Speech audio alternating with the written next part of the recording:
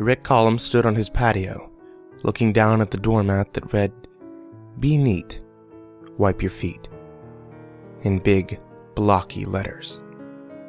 Right between the A and T of the word neat, there sat a mushy-looking red and white ball, and Rick knew at once that Felix had placed it there. Felix was his cat. He had not named the cat himself. In fact, he had argued that Felix was an extremely cliché name for a cat, but his wife Melanie had put her foot down on the matter. He hadn't even wanted a cat in the first place. Melanie had put her foot down on that matter as well. She insisted Felix would be a good practice for the young couple before they had a real baby. A starter kit, she had told him. Think of it like a fuzzy toddler with training wheels. So Rick had caved, and they picked up a kitten from the local shelter, mostly black and white short hair with splotches of blonde fur sprinkled here and there. Rick grew to love the cat, and the cat grew to tolerate Rick. Rick's backyard was heavily wooded. It sat on 10 acres of forest land dominated by green evers with an occasional cottonwood scattered like a giant yellow typo against a sea of emerald text. The nearest house was 600 yards down the quiet, scarcely used street that ran past Rick's old Victorian-style home. This all gave Felix plenty of space to prowl about, hunting little animals while pretending he was a jaguar in the jungle, and not just an ordinary kitty. From time to time, he would leave a mouse head or the half-eaten carcass of a sparrow at the patio door. Rick found Felix's fleshy feline offering to be sweet in a grotesque and morbid kind of way. It was almost as if the mutilated little creatures was his cat's way of saying thank you for cleaning the litter box and filling his bowl with Fancy Feast every day. Whenever Rick would find one of Felix's gifts, he'd let out a deep, "Here we go again" sigh, fetch his work gloves, and dispose of whatever was left of the unfortunate animal in the compost bin. But there was no frustrated sigh from Rick this time, and trudging off to the tool shed to grab his gloves barely seemed appropriate because once he realized what he was staring at, his body froze with dread. The mushy-looking red and white ball sitting between the A and T on his doormat was actually a mushy-looking red and white ball with a green iris and a black pupil. Felix had delivered a human eye to the patio door. There were two reasons why Rick Collum was sure the blood-coated eye sitting on his porch had once belonged to a person, the first of which being humans have fairly unique eyes, at least compared to animals that lived in the woods around his home. If Felix had brought back the eye of a dead deer, or bobcat, or coyote, Rick would have realized immediately that it was not a human's. It might have been the wrong size, or maybe an unnatural color. There were a multitude of tells that could have given this fact away to Rick, and even though he was no wildlife expert, he knew he could spot them. The second reason why he was sure the eye once belonged to a person was because he thought he recognized it. It looked just like Melanie's. And, Rick surmised, the chances were, more than likely, that it was hers. It wouldn't have been hard for Felix to find her corpse during one of his backyard jungle cat prowls, chewing it from her face, and bringing it back to the house. After all, Rick had slit her throat and dragged her body into the woods just 2 days prior. He believed that his mind had temporarily cracked the day he tossed her down in the snow next to the blue tarped stack of firewood in the backyard and ground the serrated edge of his handsaw across the front of her throat. For Rick, going crazy hadn't been an instantaneous thing. It had taken weeks, perhaps even months for him to reach that point. Sleepless nights dominated by angst-filled internal dialogues had warped his thoughts. Lurid red daydreams had beaten down his psyche. He was as mad as a loon when he murdered his wife, but the moment her blood trickled to the ground, mixing in with the slush like a cherry-flavored snow cone, he felt his sanity miraculously return. He had stood over her dead body that afternoon, fingers shaking not from the chill of the sharp winter air, but from shock. Taken aback with himself, yet remarkably clear-minded for the first time in ages. Minutes later, he was lugging Melanie by her ankles through the forest behind their home. He stopped randomly at a quarter-mile into the labyrinth of Christmas trees, left her body at the base of a Douglas fir, and started back towards the house. Now, 2 days later, she had returned. At least, part of her, anyway. Rick plucked the eyeball up from the porch and walked inside the house. He had never held an eye in his hand before, and he supposed he never would again. It was heavier than he expected, but just as squishy.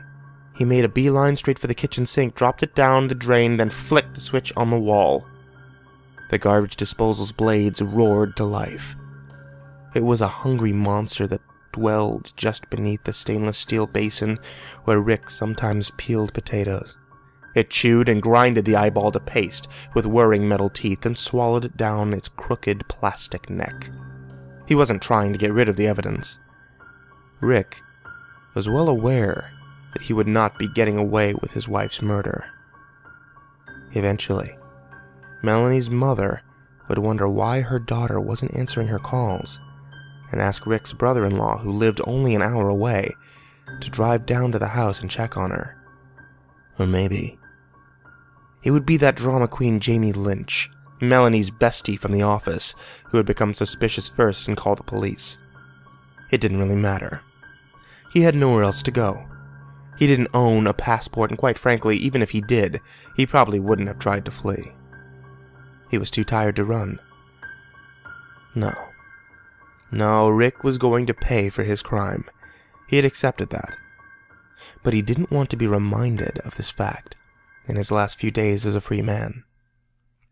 All he wanted to do was pet Felix and watch sports on the couch. He flicked off the garbage disposal switch, and the monster beneath the sink went to sleep. Rick marched back across the house until he reached the oak-trimmed glass door that opened up to his patio.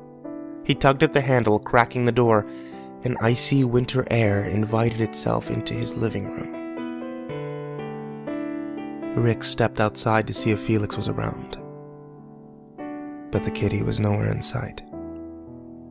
He called out his name a couple of times and even contemplated looking for him, but decided to retreat to the warmth of his heated home and make dinner instead. Felix would come back when he was good and ready. Sometimes his jungle prowls lasted all night. Besides, it was getting dark, and he had a hankering for spaghetti. The following morning, Rick trudged downstairs in his PJs and brewed some coffee. Once it was hot and ready, he poured himself a cup, stirred in a teaspoon of sugar, then slogged sleepily through the living room as he sipped it. He stopped once he reached the patio door and peered through the glass to see if Felix was waiting on the porch to be let in. He was not. However, he did see something else sitting on the patio. It looked like uncooked bacon, smothered in watery ketchup, and he hoped, as ridiculous as the idea sounded in his head, that it was. Though deep down, he knew this was not the case. Rick opened the door and strode outside to investigate. The wooden porch burned cold against his warm, naked feet. He bent down and picked up the fleshy thing between his finger and thumb. It was part of an ear. A sick feeling crept into his stomach, where it mingled with coffee and last night's spaghetti. Without a moment of hesitation, Rick rushed back inside and trotted into the kitchen, taking care not to spill from his mug, then fed the chunk of ear to the monster that lived beneath the sink. Rick would feed that monster the spaghetti from his stomach as well. 1 hot shower, 2 bouts of vomiting, and 3 swigs of Pepto-Bismol later, Rick was trekking through the woods trying to find the spot that he had left his wife's body. He needed to see Melanie in order to confirm that it was indeed her body parts that had been turning up at his patio door. He was bundled up in a puffy North Face jacket that had fit him better when he was 20 pounds heavier. On his head, he wore an ugly knitted cap with an orange puffball at the top, and draped around his face was a Christmas-themed scarf that had cutesy pictures of elves embroidered into it. Mismatched mittens protected his hands from the biting cold, and baggy ski pants sagged awkwardly off of his rear, as if he were auditioning for a part in the stage production of Christmas with the Crips, a holiday trap boy musical. Melanie had purchased most of the clothes he was wearing. When she was alive, Rick rarely had a say when it came to his wardrobe. It had become commonplace for her to lay his outfit for the day on the bed by the time he came out of the shower every morning. Now that she was dead, he realized he'd forgotten how to dress himself, or maybe he just didn't care. What did it matter anyway? Soon enough, he'd be sporting a prison jumpsuit, probably for the rest of his life. The sun was out that morning, shining bright and ironic in the freezing winter snow. Snow crunched loudly beneath his boots, and birds in the trees above his head sang songs about a man who murdered his wife with a handsaw. Rick spotted Melanie's corpse 50 feet ahead of him. She was still lying at the base of the tree exactly like he left her, dead and nearly headless. The closer he got, the more he regretted setting off to find her. He wondered if it would be better or worse to see her face sans eyes or ears or whatever else Felix had managed to gnaw off. On one hand, such a sight might give him some macabre sense of closure. On the other, Rick didn't get the chance to finish his thought. Another one had bulldozed its way into his head, bullying the other one to the back of his mind. The new thought was, Jesus Christ! He was close enough to touch Melanie's body now. Her throat had lolled back unnaturally, and the open gash in the front of it made her look like a human Pez dispenser. Her skin was black and blue, frostbitten from the cold, but her face was still intact, even more so than he had expected it to be. She was not missing an ear, nor was she missing an eye. She was, however, missing the 8.5-month-old fetus that had been gestating in her uterus when Rick sawed her throat in half earlier that week. The jacket Melanie was wearing had been torn to shreds. Her sweater underneath was but a web of tatters, cotton ribbons. Melanie's swollen stomach splayed open as if a hand grenade had went off inside it. Felix had not been the one to dissect her. It would have been impossible for a house cat to do such a thing, no. Some other animal had gotten to Rick's wife. Wolves or coyotes, he assumed. The baby she was carrying was gone, most likely dragged off and devoured by the scavengers of the forest. Rick then came to the realization that the body parts he found in his patio had belonged to his unborn son, and not his wife. He had green eyes, just like Melanie. The words cemented themselves in his mind. Rick doubled over and began to heave. There was no spaghetti dinner this time. He had given it all to the monster beneath the kitchen sink. The only thing that came out was Pepto-Bismol. It tasted the same going up as it did going down, and it turned the snow at his feet bright pink. The baby was the reason he killed his wife. During the last couple of years of their marriage, Rick had grown to hate Melanie. He was working up the nerve to leave her before she announced her pregnancy to him. It came as a terrible surprise. Melanie was supposed to be on birth control at the time. She told him the child had been a gift from God, which Rick found strange since he had never known her to be the religious type. He suspected she secretly stopped taking her pill. Rick urged her to get an abortion, but she had made up her mind. She would be having their baby, with or without his blessing. This was yet another matter Melanie had put her foot down on. And so, just like with the cat, Rick had caved, and together the two built a crib, converted his office into a nursery, and did all the other things young couples do when they're expecting their first child. According to their obstetrician, their baby would be a boy, and they could expect him to be born late in the month of December. Could be a Christmas baby, their doctor had said to them. Shortly after that was when the crazy thoughts began flooding Rick's head. 8.5 months later was when they finally went away. All it took was a rusty old handsaw and a few buckets of blood on a cold winter afternoon. There was nothing left for him to see. Rick wiped the remaining pink slime from his mouth and started his short hike back towards the house. The birds overhead were still whistling their tunes, but now they sung of a baby, ripped from his dead mother's womb and torn to shreds by hungry wild animals. Rick felt like his brains had been scrambled after seeing what had happened to his unborn son. He wondered if the baby was still alive while it was being eaten, then decided he'd rather not know the answer to that, and pondered other questions instead. Was anything left of his little son's corpse out there, hidden under the white sheet of icy slush that blanketed the forest floor? Bones, perhaps. There must have been something. Otherwise, a powerful sense of guilt swept over him. Melanie might have been a bitch, but his son didn't deserve to die before he was ever truly born. The trees were silent evergreen specters, rising out of snowy earth. They stopped abruptly 20 yards from Rick's home, circling carefully around it as if they were afraid to root themselves in the soil where Melanie's murder had taken place. Rick's journey had left him fatigued, more mentally taxed than physically exhausted, but still, if he felt like he needed to rest, to lay his head down, to close his eyes, he aimed to do all these things as soon as he got inside the house. His backyard was an icy desert in the middle of a lush green paradise. He lumbered through the last of the trees and across the inverted oasis.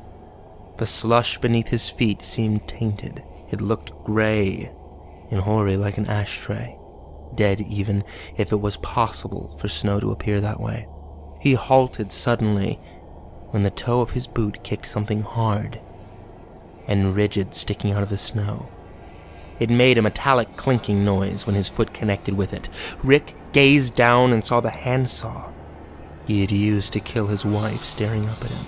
Yet another reminder of his terrible crime. He bent down and pulled it free from the slush. He had not held it in his hand since that day. Its teeth were still stained red with Melanie's blood. The saw smiled at him like a satisfied glutton that had just enjoyed a big feast. Its grin was derisive. It mocked him. Rick spun around and flung the saw as hard as he could. He wasn't aiming for anywhere in particular. All he wanted was to make the damn thing go away.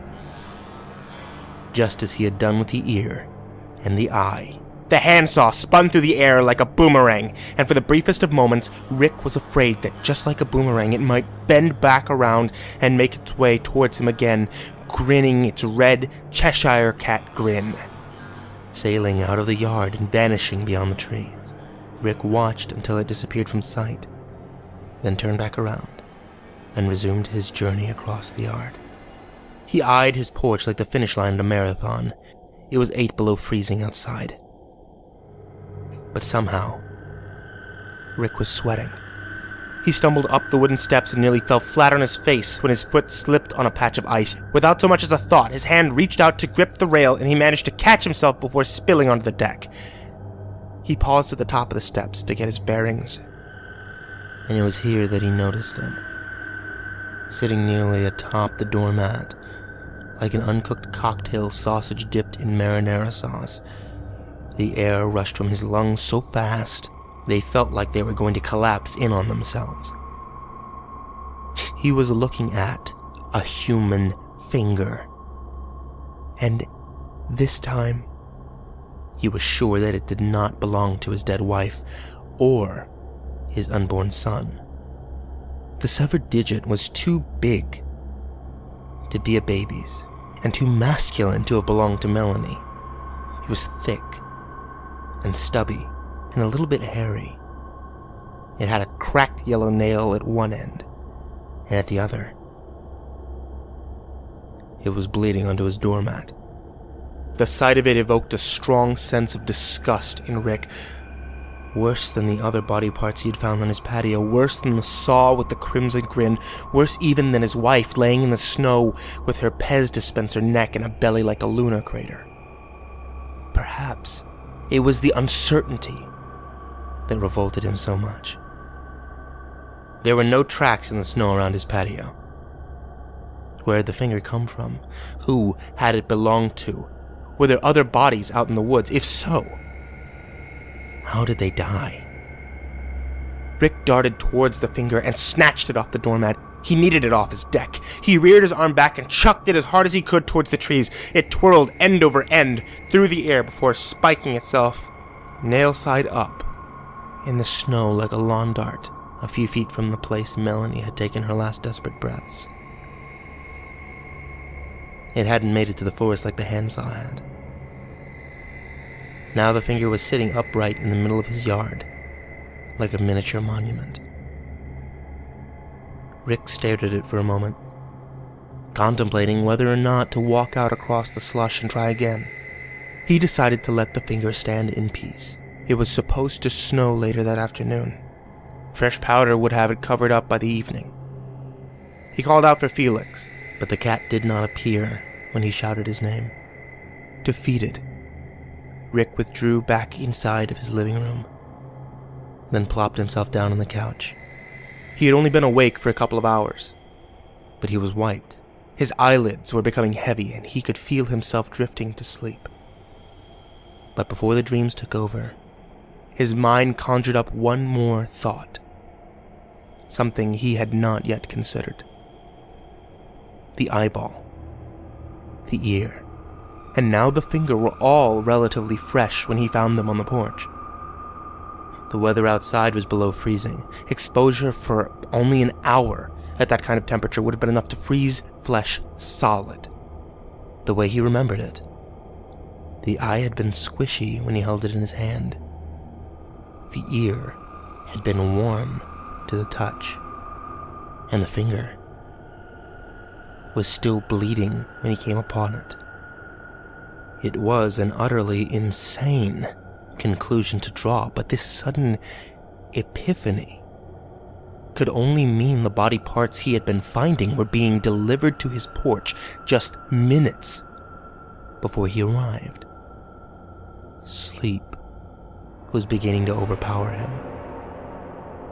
But a final, groggy thought popped inside his head before he faded to black. It would lead to a frightful dream during his nap. But he wouldn't remember any of it by the time he woke up. Someone else is out there. The first thing Rick expected to see when he woke up was the finger he had spiked into the snow, standing like a loyal Soviet soldier guarding the entrance of an underground bunker somewhere along the Siberian tundra. The finger was still there. However, there was something else much more prominent that caught his attention first. A black, white, and blonde ball of fur was curled up at the patio door. Rick sprung to his feet at the sight of it. His cat was home. He zipped across the living room in a flash and jerked open the door in the same prefunctionatory manner Kramer might have entered Jerry's apartment in Seinfeld. But the second he got a clear look at his kitty, he knew that something was very wrong. The black, white, and blonde ball of fur curled up at the patio door was actually a black, white, blonde, and red ball of fur. And it wasn't moving. Felix was dead. Just as dead as his wife, dead as the gray, ashy slush that caked the ground in Rick's backyard. Felix's body was twisted and coiled as if someone had wrung him out like a wet towel. Blood oozed like strawberry syrup from his mouth and eyes. Rick wanted to cry, but couldn't. Maybe the snow had frozen his tear ducts. More than likely, it was the fear swelling inside him that had put a stop to the tears.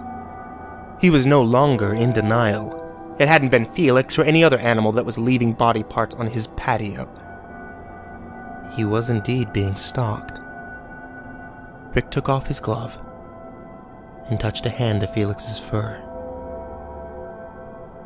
His body was still warm.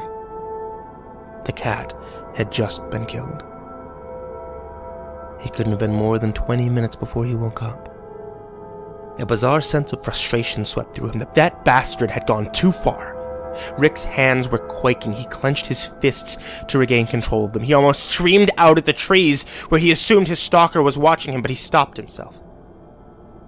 Rick had always been a level-headed guy and almost never let his anger get the better of him. That is, when he wasn't hearing voices telling him to kill his wife. Rick scooped the poor cat up off the porch and carried him out into the middle of the yard. It was here that he would dig Felix's grave. He grabbed a shovel from the tool shed and went to work.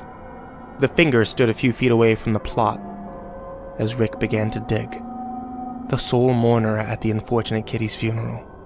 The digging was more for Rick than it was for Felix. He always had an easier time thinking when he was doing some kind of yard work. His stalker was no doubt watching him while he buried his cat. Rick didn't know why he was being tormented. He suspected it was some perverted form of payback for what he did to his wife. He thought of Melanie again. Then, oh God, the baby. Maybe it wasn't animals at all that removed his son from her stomach. Maybe it had been the stalker. Yes, that was it. The freak had removed Rick's son from his dead wife's stomach before he died inside her. And now, for whatever reason, he was trying to drive Rick mad. The only thing he couldn't place was where the body parts had been coming from. It didn't matter. He knew now what he had to do. If his son was alive, he was going to rescue him from whoever this sicko was. After that, he would call the police. The baby would most likely be handed over to Melanie's mother while Rick was in prison. She was well-to-do, and not that old. The boy would have a good life. It wouldn't absolve Rick of his sins, but at least he could do something good with his last few hours as a free man. Rick scooped the last bit of dirt on top of Felix's grave and patted it down with the back of his shovel. He tossed it to the ground, then whirled around to face the trees. They didn't look like silent specters anymore. He felt like the captain of a ship, and his crew of tall, wooden giants had just surrounded him after declaring mutiny. "I know you're out there," Rick said. There was an air of false bravado in his voice. Deep down, he was terrified. He pointed to the living room. "I'll be waiting right there, on my couch. If you have any balls, you'll bring my son. We could finish this. I'm not moving from that spot until we do." And with that, Rick marched inside and prepared for war. Rick Collum had never been to war before. If one were to overlook the Melanie incident, he hadn't been in a fight since the 7th grade, when an older boy named Tommy Harper punched him in the gut for spilling the contents of his lunch tray all over the 8th grader's brand new Denver Broncos football jersey after Rick tripped over a backpack in the school cafeteria. Rick had seen movies about war before. He went through a phase in college where he was really into old Vietnam movies. He and his roommate had even gotten high on Friday night and watched Apocalypse Now 3 times in a row. But this was not Vietnam or Cambodia. And he was not Captain Ben Willard, or Colonel Kurtz, or even crazy-ass Colonel Kilgore. And he did not love the smell of napalm in the morning. In fact, he didn't even know what napalm smelled like. His home wasn't a conventional military stronghold. There was a fire burning in the fireplace, and his television was tuned to a holiday music station that was currently playing through a Bing Crosby Christmas album. He was sitting in a pistachio green leather sofa, and in his lap was a fire poker that he used to jab kindling when it needed help catching. It was his M1 carbine. Rick had no real gun. Melanie had never let him own a firearm, and he had no military training outside of what he had seen in old movies.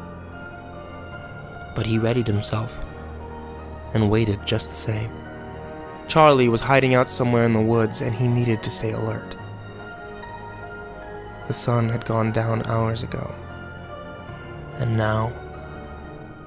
snow was falling so heavy that he could barely see the trees across the yard. A few inches must have already come down because the finger was finally buried, out of sight, but not out of mind. He felt like he had been sitting on the couch listening to holiday crooners forever. Rick began to wonder if his stalker would ever show, and for a second, he even doubted his sanity. Maybe his cranked mind had never really mended itself, and everything he'd been experiencing was one big, psychotic episode. That theory didn't last too long, though. It melted away like a dead man's presence in a world that's ever moving, always forgetting. He was sane, all right. Rick saw it appear in the darkness. His eyes could just barely make it out. But there was definitely something outside. Or someone, rather, standing at the edge of his yard, where the tree line began. The figure of a man. The man stood statuesque, as if completely oblivious to the snowstorm that was rolling in. Rick squinted, trying to make out his features, but the yard was dark, and the figure was just a black silhouette against a white backdrop. There was no denying what he was seeing. His stalker had arrived. Rick leaned forward in his seat, gripping the brass handle of the fireplace poker tight. He tried to swallow, but his mouth was dry. There was something off about the man's figure. It gave him a bad vibe. The man had an object in his hand, but Rick couldn't tell what it was. Something appeared to be dangling from his torso. Perhaps a rope of some kind. It reached all the way to the ground, and there was no sign of the baby. Rick's heart sank a little in his chest. He had been so certain the stalker would show up with his child. The figure began to move across the yard, and as it did, its shape grew larger and clearer. By the time the stalker reached Felix's grave, he could tell he was dealing with a very large man. From the look of it, the figure was easily 6'5" and over 250 pounds. He had a body that would dwarf Rick's much smaller frame. Closer the big man advanced, and his features began to take shape. Rick could now see that his pursuer wasn't wearing any clothes. It was both ridiculous and terrifying to see the massive naked man striding through the snow towards his house. In his hand was the saw Rick had flung into the woods earlier that day. The damn thing was still grinning red. Bill Crosby's smooth baritone voice was flowing out of the television speakers. He was singing of sleigh bells and treetops and snow. The song was White Christmas. The giant naked man was standing at the base of the patio steps, and now his features were as clear as day. The sight made Rick stand up involuntarily. He knew where the man had been getting the body parts. Himself. One of his eyes appeared to be missing from his face, and it looked as if his ear had been torn off the side of his head. Yet the most maddening thing about the man's face was how hauntingly familiar it was. Rick was sure he had never met this man before. There was no way he would have forgotten him if he had, but he knew his face. Somehow, he knew it. The man stomped up the porch's wooden steps, his footsteps rattling the deck. He was built like an NFL linebacker, tall, wide, and sturdy, his big muscles hidden by a generous layer of fat. He reached the top of the deck, and Rick lowered his poker towards him as if he were an Aztec warrior wielding a spear. The glass patio door was the only thing separating the two. There was still something hanging from the man's torso. It dragged across the deck as he moved towards the door. It was not a rope as Rick had originally thought. No, it was pink and fleshy, and it protruded from the man's doughy stomach like a growth. Wait. Rick couldn't believe what he was seeing. Was that an... There was no more time to finish his thought. The patio door swung open. In rushed a gust of icy air, but the cold was not the only thing that entered Rick's living room. His stalker was now only a few feet away from him.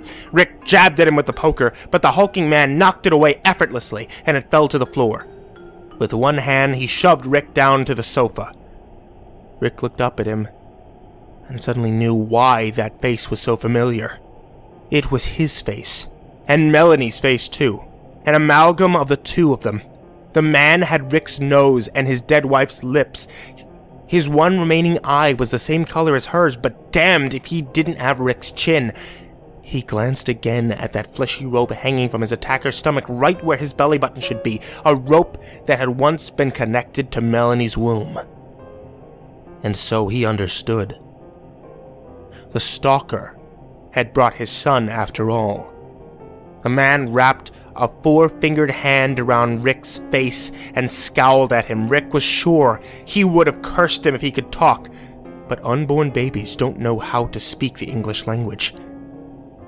A few days ago, his son had been in Melanie's belly. Now he was a massive man with a mutilated face that was about to punish his father for selfishly ending his life before it had a chance to begin.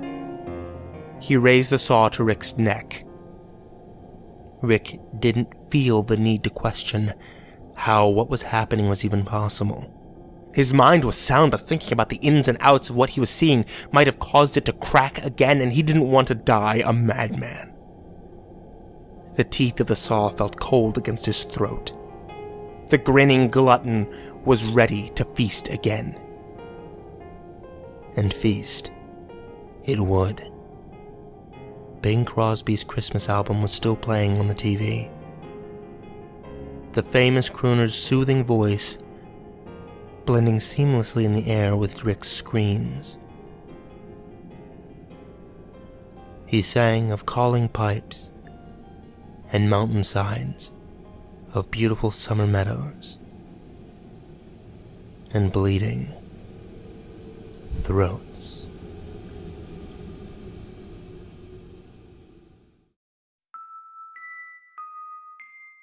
It all started when I was little. Christmas Eve, 2004. I was 8 years old. Santa, is that you? Footfalls on the staircase echoed through the house as I jumped out of bed and ran past the doorframe to catch a glimpse of the man himself.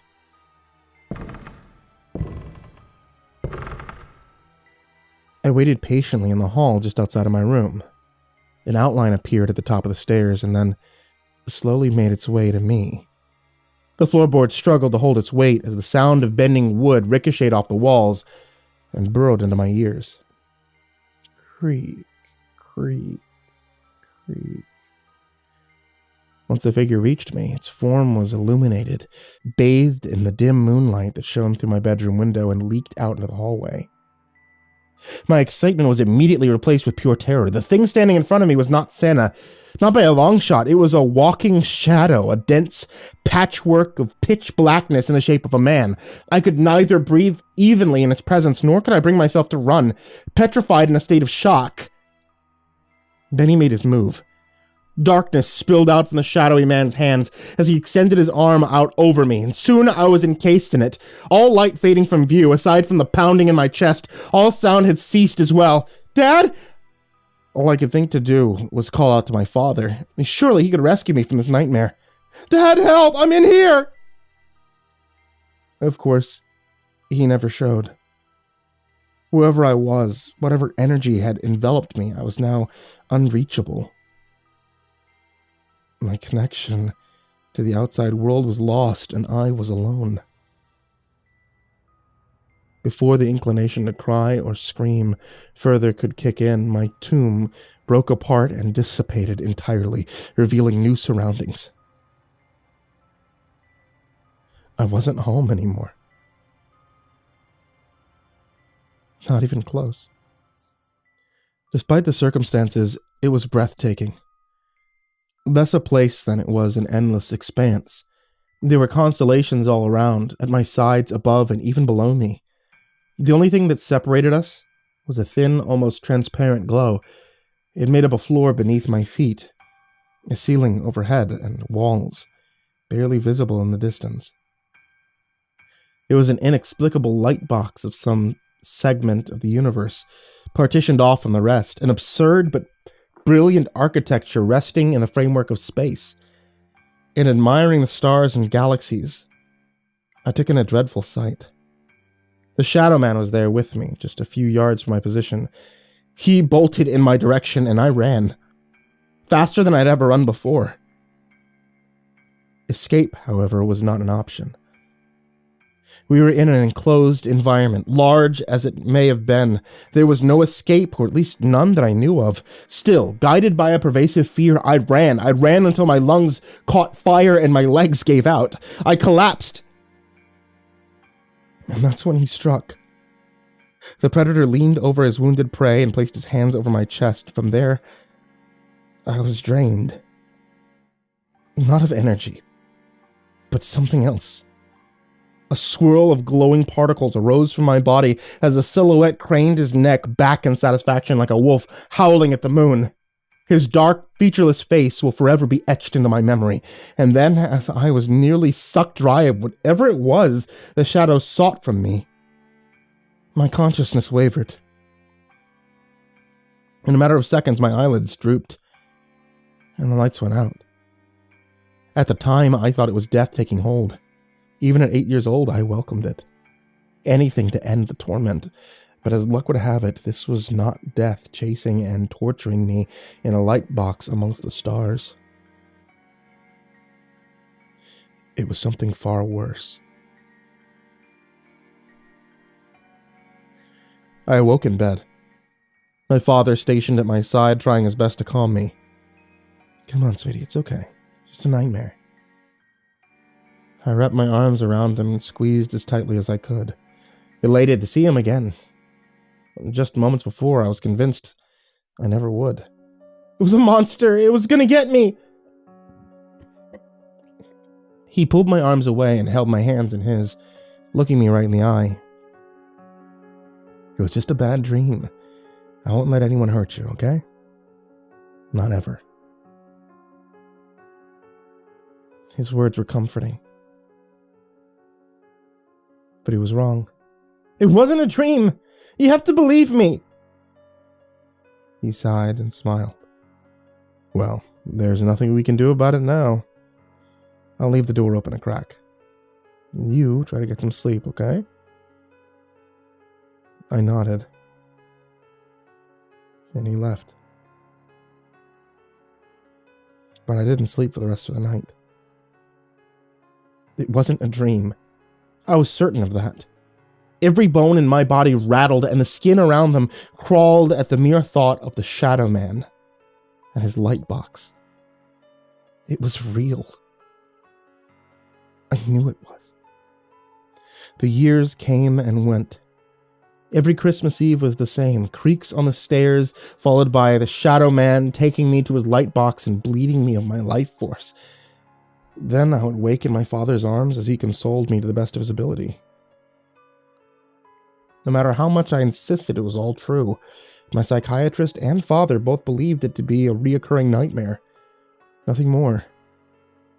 Eventually, I stopped screaming in the middle of the night and pretended to be normal, if for no other reason than to be treated as such. I lied. I told them that it was over. And from that point forward, no one would ever have to know but me. It was my cross and mine alone to bear. More time passed, and I grew up. I graduated from college, bought a house of my own. The light box stayed with me every step of the way, but I never backed down, outright refusing to let it control my life. This attitude gave me strength in the face of trauma, and for a while it felt like I was winning. The Christmas Eves didn't get any easier, but the fear and misery I experienced in the aftermath that followed was fading faster with each passing year. Now, if this was something that I had to live with, at least I could do it on my own terms. It's what she would have wanted. But then the unthinkable happened. Christmas Eve, 2019. This would be the first holiday I spent in my new home.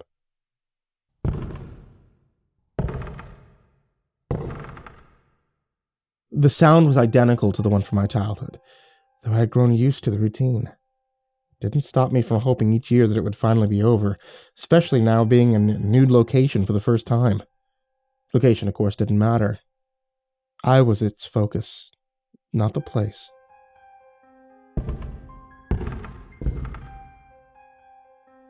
I hid under my blankets as the goosebumps started forming. Being used to the routine also didn't afford me a thicker skin in the moment leading up to each event. As soon as it began, I was transformed into an 8-year-old again, frightened of the boogeyman. Creak, creak, creak. This was it. I steeled myself again and braced for the worst. The milky black fog that seeped under the covers and engulfed me completely, placing me into an all-too-familiar coffin. From there, the darkness relented and transferred me into its godforsaken light box in the sky. Everything looked the same, just as it always had, save for one glaring difference. The Shadow Man was gone. In his place, a gentleman in turn-of-the-century attire, sitting at a desk. "Hello. Please, have a seat. I think it's time we talked." I was floored. This had never happened before. There was never any dissonance in past events across the years of being abducted. It was always the same. "I see you're confused. Please, have a seat. All will be explained." The feelings that washed over me in this moment were many. Relief over not being chased again, hopeful that this was the end of my many tortured holidays, and even proud that I had somehow ended it myself, having stood my ground over the years. The one that bubbled to the surface above all the rest, however, was curiosity. That's why I did as instructed and sat at the desk across from the mystery man, anticipating the answers he could offer me. "Okay, fire away. What is it you want to know first?" I pondered a moment and then asked, "What is this place?" The man smiled. "It's the place where your kind come to rest after expiration." "Expiration?" I asked. "You mean death?" "Yes. Not here, specifically, of course. This is just where we harvest the energy." I looked around at the vast emptiness. "Really? There's nothing here." The man chuckled. "Of course there is, you just can't see it. We're a loose collection of molecules doing work at a subatomic level, myself included. I only took this form to make things easier for you. Here, have a visual representation." The man snapped his fingers, and all at once the light box vanished. We were back at the desk. But we're now at the center of a massive office space, surrounded by what must have been thousands of cubicles, all with their own workers, rifling through documents and filing cabinets and answering phone calls. I looked back to the man, still confused. I don't understand. Is this heaven? Are you an angel? What's going on?" He scoffed. "Angels. Heaven. It's just what you humans call us. Here, we're just celestial overseers in the next world. No labels, just work and dedication." Nothing made sense.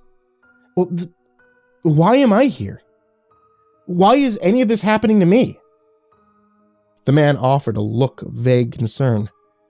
Well, heaven doesn't run on will alone. It needs energy to keep going, and we take it from people like you. The short man with glasses hobbled over to the stack of paperwork. Overseer, what should I do? Not now, Lucian. Can't you see I'm busy? Lucian's eyes widened with regret. Sorry, sir. He walked off into the maze of cubicles, a trail of papers left on the floor in his wake. Sorry about that. So hard to find good help these days. Where were we? Oh yes, energy. He leaned back in his chair and crossed his arms. Despair is the greatest energy reserve in the universe. One soul's worth is enough to power heaven for years. Because of that, we send operatives out every now and again to collect soul pieces from humans. You are the next candidate on our list. Me? Why? I asked. He leaned forward. His lips contorted into a wicked smile. Your mother's death? Ring any bells? It's a perfect storm, really. Your mother passed on Christmas Eve, the night when a child is supposed to be at their happiest. From that point on, the holiday was tainted for you. You hurt with every breath that you breathed since. The anniversary of her death brings you to our world. And that's when your despair is at its peak, ripe for collection. A knot formed in the pit of my stomach. As hard as it was to overcome the Shadow Man's visits, it was nothing compared to the pain I felt every single day after the loss of my mother. Even as an adult. When I was 6 years old, I wrote a letter to Santa, asking for a cure. It would be my Christmas gift to see her better and walking around again. The cancer took her away, and it destroyed our family.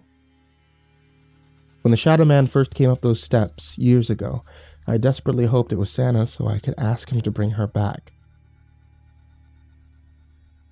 The tears came without warning and quickly wet my face.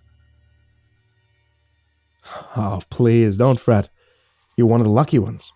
Most people have their soul ripped apart until they die and they're banished into the ether with all the other abominations. But you've lasted far longer than the rest. Well into adulthood. Your soul's tarnished, but you still cling to life with a vicious grip, the likes of which I've never seen. I wiped away the tears and looked back at the man. A smug expression painted across his face. So what is this? You're letting me go? His boisterous laughter bounced off the cubicles and rang in my ears. Quite the contrary. Now that your soul is damaged, I want to remap it, insert my own pieces, build you a better weapon. With you, we can extract more energy, enough to sustain us for centuries to come. My heart sank when I realized what he was saying. Shadow Man. I would become a creature like him. No, I refuse. Oh, you don't have a choice in the matter. He snapped his fingers and we were in another room. I was strapped down in a chair and couldn't move. Much as I tried, the man came around wearing a lab coat and brought with him a cart full of sharp utensils. Don't worry, this is only gonna hurt a lot. I screamed. It didn't faze him. He picked up a silver scalpel and carved deep into my chest. The pain was intolerable and I vocalized it. No need to cry. You have a lot of tissue around your soul and I'll get to it. Just you wait. It'll all be over soon. Though it shouldn't have been possible, he reached his arm all the way into me. The pain had yet to subside, but this sensation took the foreground. It was undoubtedly the strangest thing I've ever felt. Ah, there it is. Lucian, bring me the pieces. Lucian stumbled in with a tray of jars, each with a faint orb of light inside, and then placed it on the cart. Thank you, Lucian. You may leave.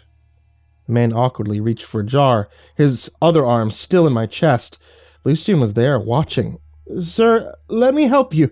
Lucian attempted to push the tray closer, colliding with the man's arm, and fell to the floor, breaking every last jar and freeing the soul fragments within, creating a remarkable disk of light in the middle of the room that grew larger with each passing moment. The man pulled his arm out of my chest. God Damn it, Lucian! I told you to leave! If the light from these souls reacts with her, she could reconstitute and wake. We'll have to wait for the next bridge, you idiot! The light washed over the room and filled my field of vision. I was entombed again, but not in darkness. It was a soothing energy, one that seemed to heal my wounds and render me painless.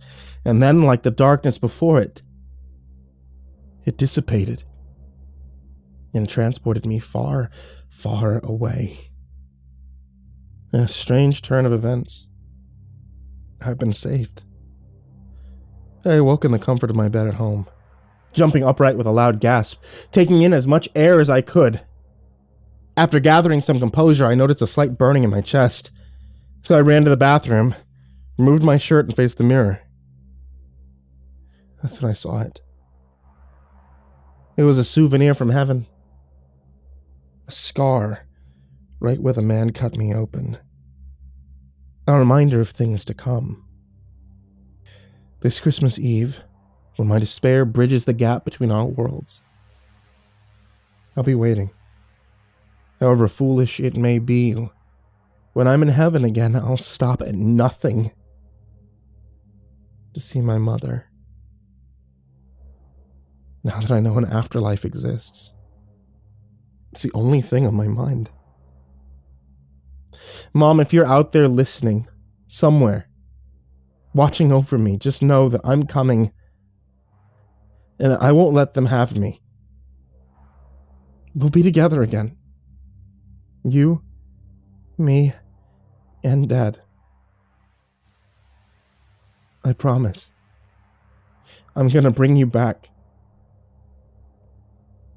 Whatever it takes.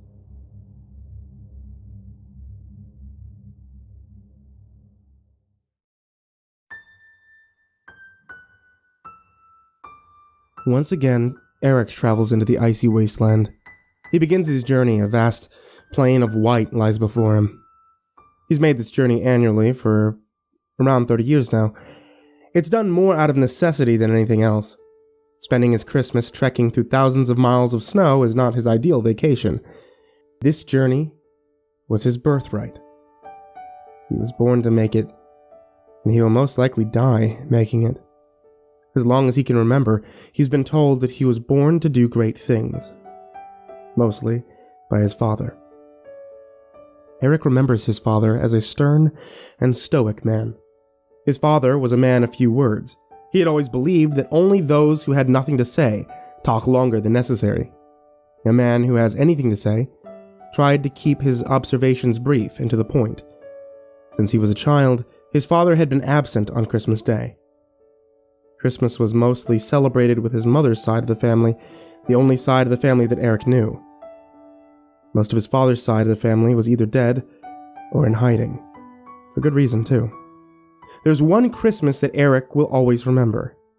When Eric was a young man, returned from a long tour of duty in the military, his father sat him down and told him the truth about himself.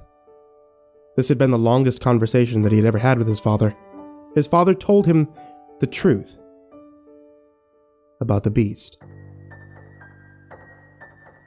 I know this will be hard for you to understand. Hell, I still can't believe it myself. But our family has been keeping a secret for hundreds of years now. It started with your great-great-great-grandfather. His name was Alexander. I don't know much about the man before he came to Alaska. The only thing I really know about him was that he was born somewhere in Vladivostok. Most of what I know about him comes from his journal, which has been passed down in our family for generations. He came to Alaska and ended up in charge of a group of settlers there. The group traveled farther north looking for somewhere to settle.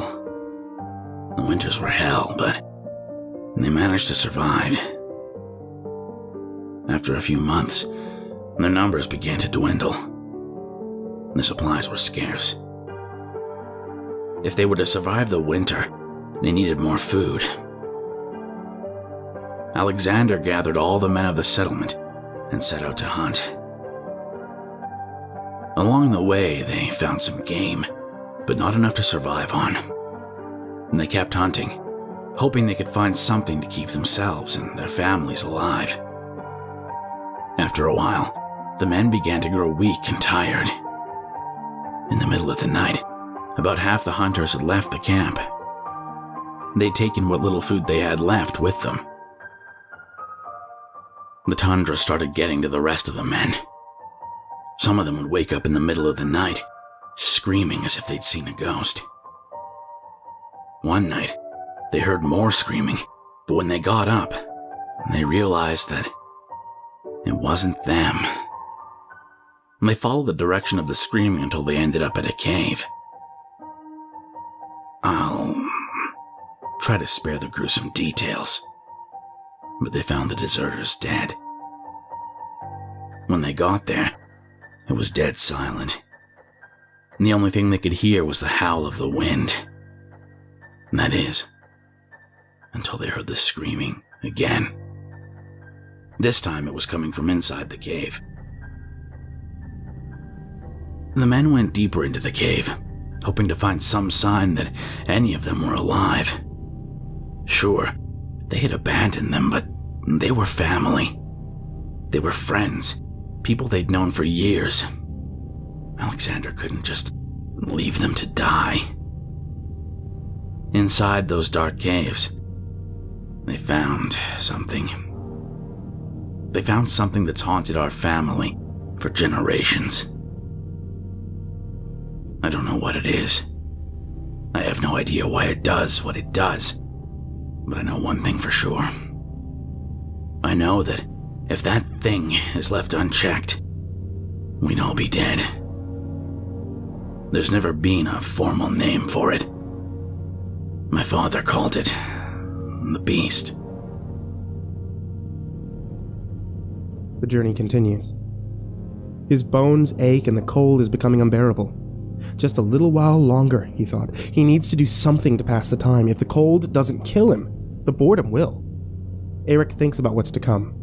He stops for a moment to rest. The chill of the winter air stings his nostrils. Eric reaches behind him and grabs his bag. He opens it up, pulls out a locked wooden box. Eric reaches into his pocket, pulls out the key, and then inserts it into the keyhole. Inside the box, there's something wrapped up in a purple cloth. He unwraps it, revealing the icy dagger within. He wraps his fingers around the handle. The blade shimmers in the sunlight. This was his inheritance. This was his birthright. He thinks back to his father's words on that fateful night. They went deeper into the cave. Alexander eventually found what was left of their supplies, completely untouched. He thought that the men must have come here to get away from the blizzard. Deeper in the cave they went. The stench coming from deep within the cave was becoming more pronounced. The screaming had stopped a while ago. The only sound now was the sound of snow being crushed under their boots. The men finally stopped at the body of one of the deserters. From the looks of it, he was recently dead. The face was butchered beyond recognition. They found a knife on his body. They had no clue what it was made of, but as far as they knew, nobody from their settlement owned this blade. There was another trail of blood near the remains, but no body. It looked like it went further into the cave. The men started to question if this was a good idea. Alexander reassured them that it must be a wolf or bear looking for food. Either way, potentially it would serve as a good meal. The men hadn't eaten in days. The supplies that they found at the entrance of the cave weren't enough to survive on. This was their only hope of survival. Ironically, the only way for them to survive was to put themselves in danger. Eric tried to think about what was waiting for him back home. Missing Christmas was hard enough. Being away from Sharon was much worse. There was something about that woman that always made him happy. It was always like she radiated this infectious kind of joy that always made him smile. She isn't without faults, none of us are, but she just makes everything worthwhile. They've been married for about 5 years now. He still remembers the look on her face when he proposed to her. Sadly, his father didn't attend his wedding. Eric's father was dying. He remembers that as the year he took up his father's mantle and started the Great Hunt. It was a hunt for the beast. His father's words came to him once again like he was really there. The words came to him from a man long dead. And the deeper they went, the worse things got. Bones were littered along the twisting caverns. There was something in this cave that didn't want them there. Some of the bones were shattered like glass. They thought this had to be a bear. Nothing else could have done this. Nothing is strong enough to have done this. They were wrong. The men heard rumbling from deeper in the cave. They'd come too far. They knew they were there now. Bullets did nothing to it. Nothing could pierce the beast's thick hide. Eventually, all his crew was dead, and he was out of bullets. The beast came lumbering towards him, ready to kill Alexander. In desperation, he stabbed it with the blade he found at the entrance of the cave. It worked.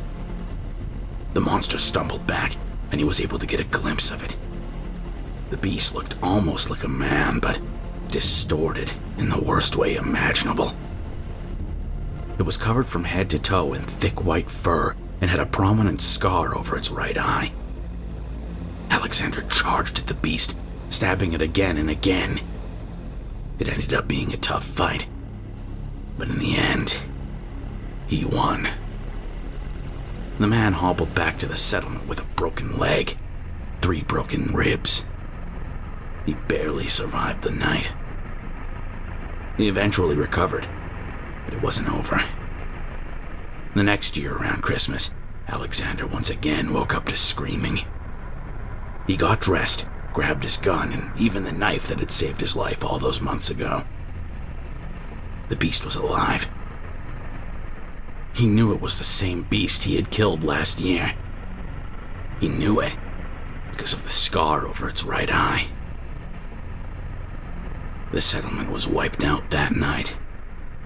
Alexander, his family, and a few others were the only ones who survived. But once again, the beast was dead. This time, he was sure. They moved to a neighboring settlement, hoping to put it behind them. But once again, around Christmas, the beast destroyed the settlement. Alexander was haunted by the idea that death and destruction would follow him wherever he went. Each year, it got harder to kill. The same amount of wounds that had killed it the last year barely bothered it the next. Alexander decided that the only way to ensure his family and friends' safety was to find out how it had come back to life. The previous 2 years, he'd burned its body in hopes it would not come back. That year, he even spread the ashes in different locations so that he could be sure it would never return. He concluded that there could only be one place where it could be. He made the journey to the cave that year. The first journey our family has made. Sure enough, the beast was there, and once again he killed it. He trained his son to take up his mantle when he was gone, and his son did the same with his son. And now, it's come to you. Son, this may be hard for you to understand, but I'm dying. I've been diagnosed with cancer. The doctor's telling me I only have a few years to live. I've tried to prepare you to take up my mantle without getting you too involved. I know my father ruined my life with his training. I wanted you to have a life, son. I wanted you to have something that I could never have. A choice. Please, I hope you can understand why I'm telling you this. Lately, I've been growing weaker. If I can't make the journey this year, I won't return. I need you to do this, Eric. This year, I need you to kill the beast. Things haven't been going well with Eric lately. Unfortunately, he learned from his doctor that he's infertile. In a family where lineage is held in such high regard, this was troubling for him. He lost his job as well. It was supposedly about the community, needing better assets or something along those lines. He doesn't hate his boss or the company, it's just that these trips to Alaska each year don't pay for themselves. This year, he even had to take out a loan to make the trip. He doesn't want to bring a child into his life in such a dark time, so adoption is out of the question for the moment. The thing that's troubling him the most is the idea that he'll leave this world without a successor. Last year, he almost died. The beast was too strong for him. He remembers the metallic taste of blood pooling in his mouth. He remembers the searing pain of his broken wrist. He remembers the concussed haze he was in for the remainder of the fight. He barely made it out of there alive.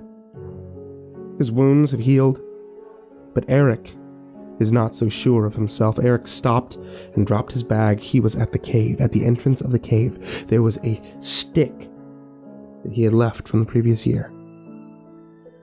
Eric grabbed the stick and some duct tape from his bag. He then proceeded to wrap the duct tape around the hilt of the knife, making a makeshift spear. He also pulled something else from his bag, C4. It was hard to get, but he needed a backup plan in case he failed. He got it from one of his war buddies. When his friend asked him why he needed it, Eric grinned and simply said that he was going hunting. He placed the C4 near the entrance of the cave. His plan was to seal them both inside if the beast got the other hand. He knew that it might not stop the monster, but it was worth a shot. The nerves were starting to get him again. The first year he made the journey, he stood in front of the cave, not moving for almost 20 minutes. He wasn't a coward. It's just that only an idiot wouldn't be afraid of this thing. He had to wake up every morning in a cold sweat, remembering that thing's face as it was getting ready to maul him to death. Eric took a deep breath and grasped his spear. Walking into the cave, he began to pass the bones. He never got used to seeing them. The lonesome path in front of him almost called to him. It beckoned him deeper into the cave. He didn't want to go deeper. He thought of everything that was waiting for him back home, but it was his duty.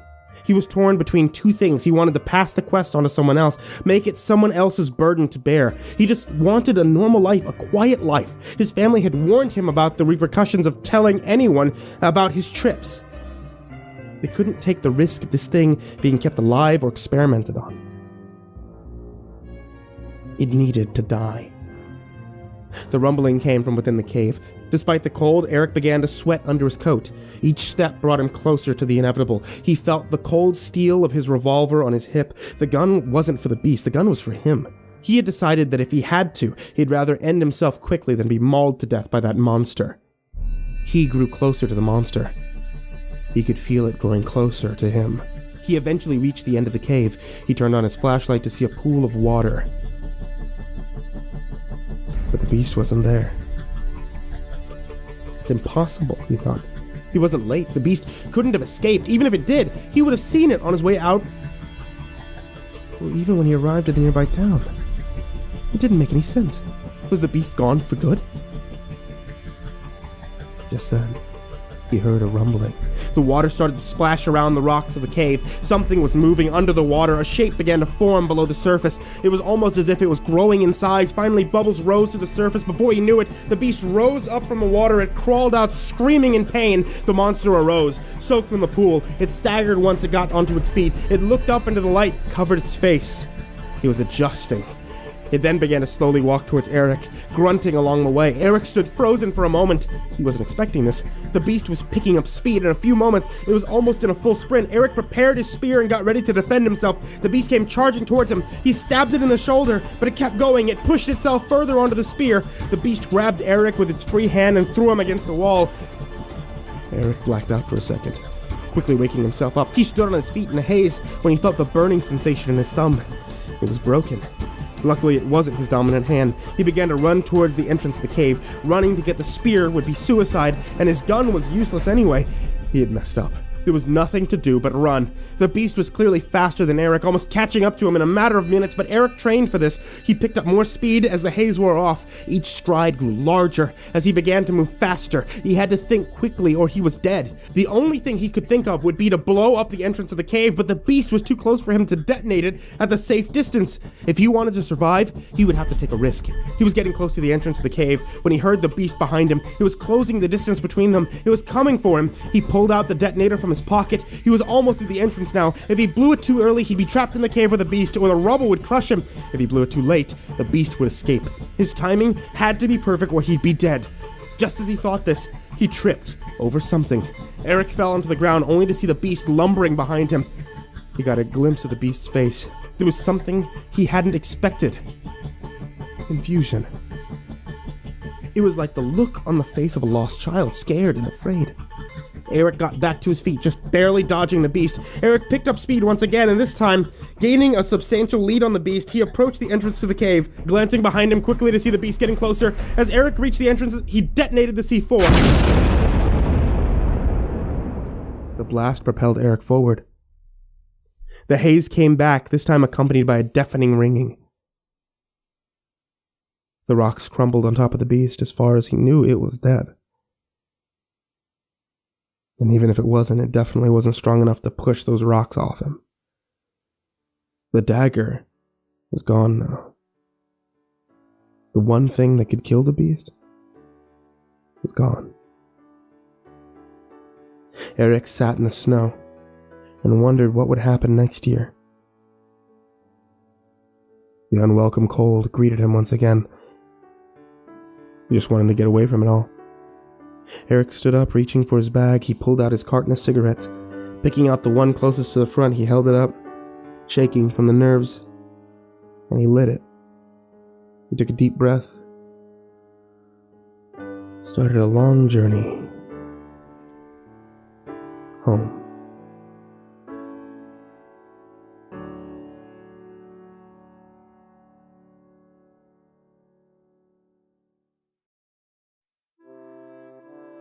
When Elizabeth Ackerley ran into the alleyway, she turned and pressed against the wall. Red and blue lights flew past, shining into the alleyway for only a brief moment. She had been chased over and over again for most of her life.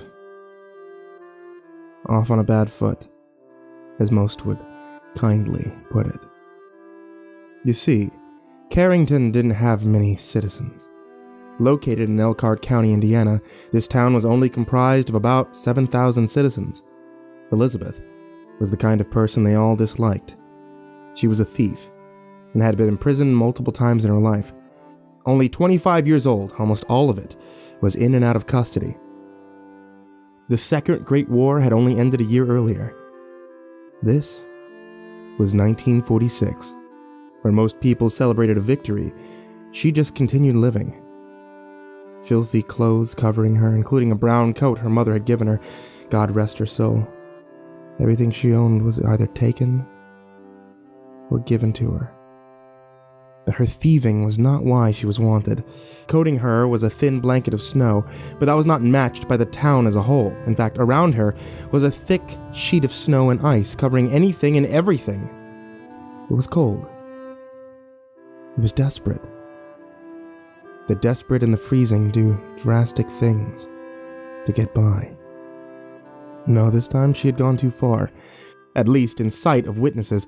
Placing a small bloody knife in a pocket on the inside of her coat, she covered her face with her hands in disbelief as another police vehicle on a search for her drove past. Houses sat all along the street, potential witnesses that could have seen her flee into the alleyway. Paranoia began to eat at her.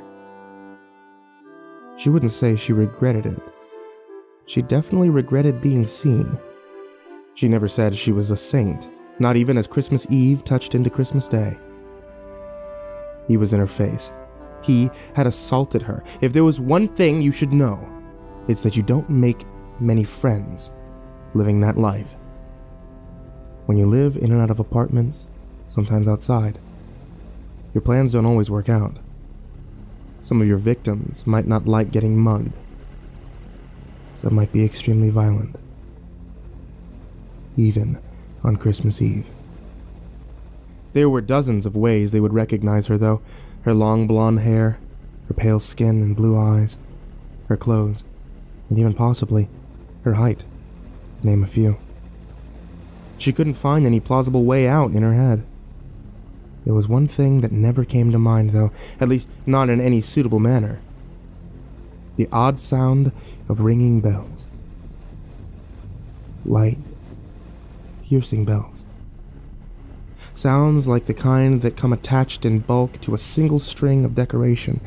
She couldn't see anyone around her, nor could she hear footsteps. The world around her, in fact, seemed still.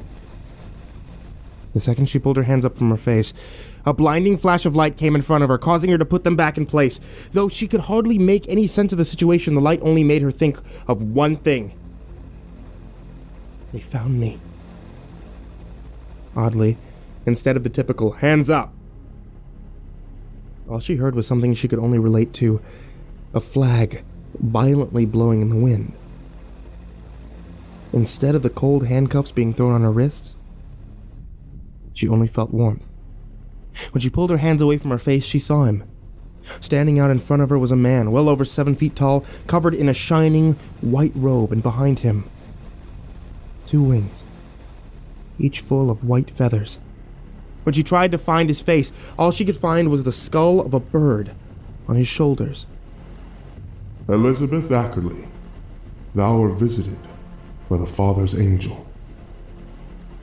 The man's voice said, only feeding her fear. She would have pulled the knife out of her coat and tried to defend herself, but she was forced to believe him. Not only had he appeared, and not only did his form certainly fit the cliché, but the snow, which should have been falling without a care, was still. Simply floating in place in the air. There was no wind, no sound, and no livelihood in the neighborhood around her. "Why are you here?" she asked, her heart beating furiously in shock. She couldn't comprehend what was happening, but she had to speak. Thou art chosen by none other than thy king. I have been tasked with delivering the chance of a better life to thou. But first, your story must be given. "Why story? Why do you want my story?" To fill the pages, child. Dost thou have the ability to speak thine own past? She wasn't able to disobey the will of the angel, especially not in this circumstance. Not all thieves are idiots. I was born in the Big Apple, New York, yeah. I didn't have much help, you know. I was thrown into the world, I fought to survive. Bad upbringing, that sort of story. Made my way down here with some friends that aren't friends anymore. What of yourself, now? What do you see when you look around you in this moment? She thought hard. She couldn't contain herself. Holding in the perfect balance of fear and regret, she spilled herself out to the angel. "I've made a mistake. Please forgive me," she said, with a tear spawning from each eye falling on her pale cheeks. The angel raised his finger to her lips. His touch was warm and brought calm into her soul. You have put yourself into a bad situation, child. You will be gifted by thy grace a chance of redemption. They will not know your face nor your ability, young one. Taking his finger from her lips, the angel bent to the ground. He grabbed 2 hands of snow and brought himself back up. With his right hand, he threw the snow on her face like a fine powder. When the snow cleared from her face, there was a new one in its place. He showed her the new face by spreading his now empty hand, opening a small white circular portal which stunningly allowed a perfect reflection on the other side. Her blonde hair was replaced with flowing, cherry-red curls. Her cheeks were now rosy, her skin a more healthier shade, yet still pale. The jawline itself had been reshaped, now a more defined point. Her clothes were no longer dirty, and she could feel that the weight of the knife was gone from her coat pocket. Doth thou desire where the bright portal leads, or where the dark portal leads? He asked, seemingly rhetorical. It's beautiful. You did this for me? She questioned. Without responding, the angel took the snow in his left hand and raised his right hand. The snow began to glow a bright red, causing her to squint her eyes. The pain eventually grew, to which she shut them fully. When she reopened them, the angel was holding a black book. The book was of great size and appeared to be made of some sort of black leather, sewn together with a light red thread. A chain linked around the book twice in the shape of an X. Beneath the chain, a deep red design glowed. But what it fully looked like was impossible to guess. This book has the power of both your guilt and your pleasure. It contains the essence of both malevolence and benevolence. You must use it wisely. Your new start must be used wisely. In another great flash, he was gone. The book simply fell straight to the ground. Looking around, she saw the snow fall in front of her. Everything seemed normal. The sound of automobiles and voices of others were heard once more. She heard the rattle of chains, which drew her back to the book. The chains were unraveled and loosely sitting in the snow around the book. She walked over and picked it up. It was about a third the size of her body and weighed about 20 pounds. The red design was that of Ouroboros, and within the Ouroboros, a crude representation of the brain.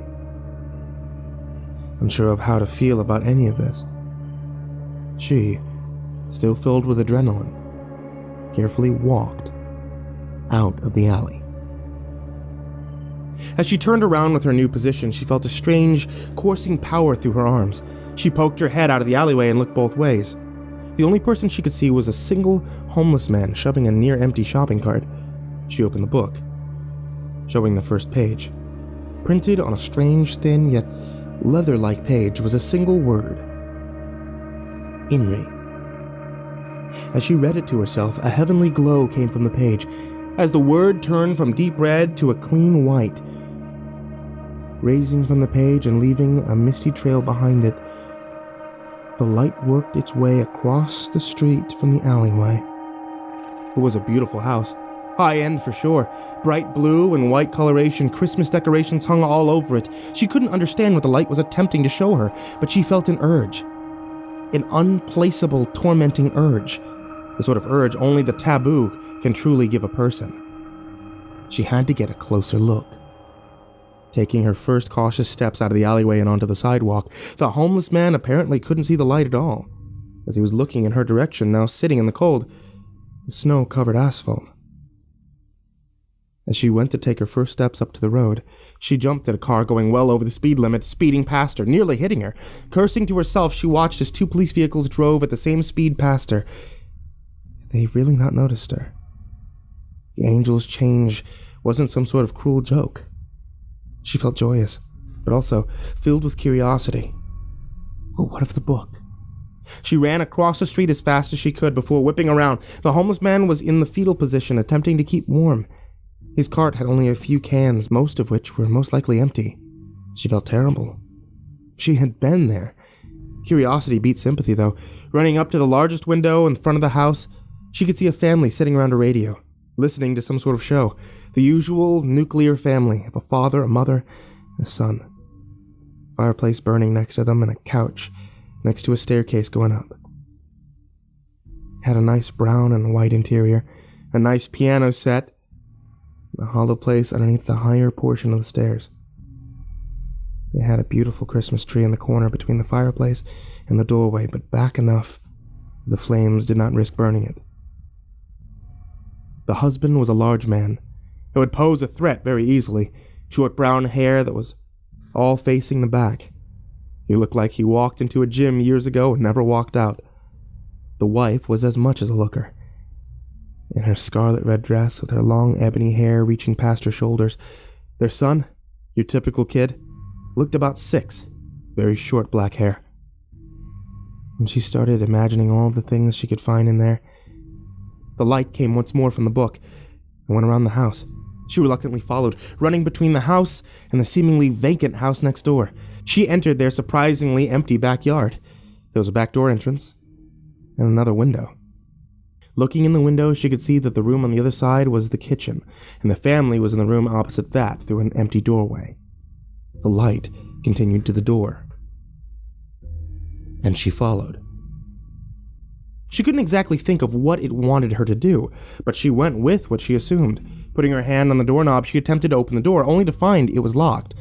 Pulling her hand away, the light covered the doorknob before moving into the keyhole. A faint click was heard, and the doorknob turned itself. When the door opened, no sound was created. That was obvious what it wanted of her. But she could not piece together why. Why would the angel want her to enter their home uninvited? Was her lifestyle not that evil in his eyes? Through the questions and confusion, she pressed on.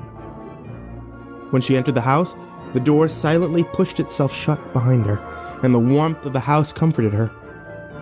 A checkered floor was below her feet, a counter and fridge to her left, and to her right, the entrance to the living room. Mistletoe hanging above. She could hear some sort of radio show playing rather loudly, but couldn't focus enough to make out what it was. Opening the book to the second page this time, she was able to see the text appear, seeping down into shape like a formless liquid. Luke 46. And he said to him, I will give you all their authority and splendor. It has been given to me, and I can give it to anyone I want to. It was at that moment her wicked little heart came into action. Her brain was in compliance as she very carefully attempted to grab a knife out of the knife drawer beside her. Just as her hand was about to touch it, a severe pain took her over. It took all of her strength and perseverance not to scream out in agony, but a light squeal did escape her mouth. There was no way they didn't hear it. She had to act now. With or without a weapon, she was frustrated beyond belief, but that's when she heard a metallic ring right in front of her. Looking up, she could see the knife floating in the air. She couldn't wrap her head around what was going on, but as she thought of a direction, the knife moved in that way. Now she felt better. Without her mind consenting, the refrigerator opened loudly, and a chunk of cold turkey flew towards her, which she caught. What the hell was that? The father exclaimed. The father. He would be a threat. He appeared to be large and capable. The book's red, glowing design began to move in its place. The Ouroboros began circling the brain on the leather. The knife went into the room at a great speed before only screams could be heard. The wails of the mother and child signified it was now time to act. Stepping into the living room, she took a bite of the turkey and leaned against the doorway's right side. The mother was holding the child, which was attempting to shake the body of the father. There was the kitchen knife sticking out of his right eye. The familiar blow was covering the front door and windows, which she assumed meant no sound from the inside could be heard by the rest of the town, nor could they escape. Now'd be the time for you to get quiet. The mother wrapped her arms around her child as tight as she could, burying her head in her embrace. On the couch! Now! They complied, very fast. It wasn't more than a moment before they were both sitting on the couch. The knife flew from the father's eye socket with a liquid suction sound and remained in the air. The look of absolute terror and sadness almost found a place of sympathy in her heart. Almost. You, she pointed towards the mother. Go get everything worth a penny or your boy's next, yeah? I won't leave him, the mother retaliated, holding him even tighter. The book floated out of Elizabeth's hands and opened to page 3. On it, 3 names. Triton Harmon, Vanessa Harmon, Noah Harmon. Both hands were now free. She pointed to the fireplace behind her. Unless you want this to run free, you'll get your ass moving. Kissing her son between her tears and sobs, she got up from the couch. Don't hurt him. I beg of you. Move. The mother sprinted up the stairs. She grabbed the book with her left hand out of the air and pulled it towards herself, flipping it one page further to page 4. She began to read to herself, amid the woman's loud shuffling of items upstairs. At the behest of their deaths, their black hearts will first pump red blood. When the void takes their consciousness, their twisted psyche will first dream of paradise. When they are met with a choice, they will originally suffer. The first sin isn't birthed in history, but with each birth, and with the first breath of sentience. That is when he must. Her reading was cut off by the wife, rushing downstairs, holding as much jewelry in her hands as she could cup. She could feel herself begin to be compelled from her left hand, then the rest of her body. The book's glow once again became blue, and the Ouroboros moved around the brain. Speaking in a voice she'd never heard before, she had no power over her speech, nor the manipulation the book would bring. "Wu-ura-alik," said the deep, intimidating voice from her lips. The jewelry flew from her hands as she lifted into the air. Her son attempted to run from the room, but he also was lifted into the air facing his mother. Her dress was peeled off in a single movement, along with everything else covering her, and thrown into the fire which consumed them. Her cold flesh was revealed. Struggling to both lower herself and cover her naked body, she was turned upside down, feet in the air. Her legs were pulled in opposite directions until they were practically opposite each other, flat. "It hurts!" she yelled in panic as she was pulled in 2 different directions at once. Then, without any warning, she was slammed upwards into the ceiling. Her entire body became a liquid collection of gore, with the one solid section being small collections of the matter left with her organs. The blood did not fall, however. Instead, it stayed coating the ceiling. The once white pure paint was now a red show of raw power. The sun was slammed against the room to the front door. The knife dropped to the ground, but the book remained in flight. The piano, however, opened. A single piece of piano wire tore out of it and drifted over to Elizabeth.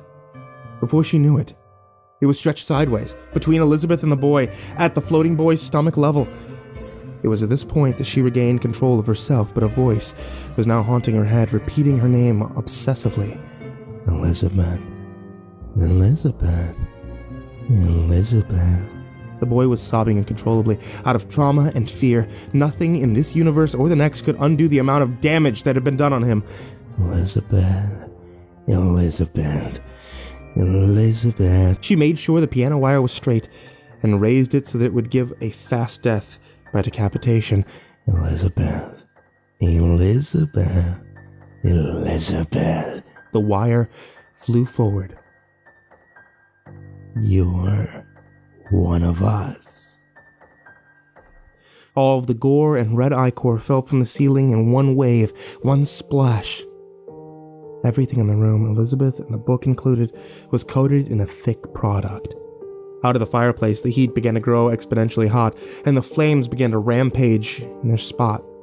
In another burst, the fire stretched outward of the fireplace for just an instant, forcing her to shroud her eyes from the brightness. When she opened them, the room around her was on fire. There was no way the fire had naturally spread across the room like this, as all 4 walls were burning, yet none showed signs of having already been burned. But she turned around to run from the scene, even leaving the jewelry behind. She was scared out of her skin by the angel she had seen once before, coming out of a swirling red portal behind her, only his arm, head, and a part of his torso being visible. There was only one difference. His once white robe was now a light blue. He grabbed her face with one hand, which encompassed the front of her head completely, and lifted her into the air. You fell to the temptation of the Necklamu, and thy black heart was beyond corruption. Your redemption was cast away the moment you acted out of your own will, rather than the Father's will. Thou hast chosen thy own fate, one which will have you bound as one of the evil spirits within the Necklamu, after you have had the proper punishment for your actions. She attempted to speak, but his hand muffled any and all words from ever being heard. The Necklamu, however, repeated her strongest thought, even though dozens of questions in her mind. "What kind of angel are you?" To which the angel replied, "Samuel." At that moment, he pulled her into the portal, which closed behind him. The Necklamu, however, picked up one last wish from Elizabeth. As she was pulled into the portal, it granted it, and then fell to the ground, or rather, through the ground. As the homeless man saw the fire, he attempted to run away, dragging his cart behind him. A large window blew, coating him and his cart in snow. When the snow cleared, he was wearing a thick winter coat, along with padded pants, his pockets full of the jewelry on the floor that was presented to Elizabeth. When he turned around to grab his cart, amidst the shock, he screamed in joy, thanking God for his new bounty. It was now full of new canned food and supplies.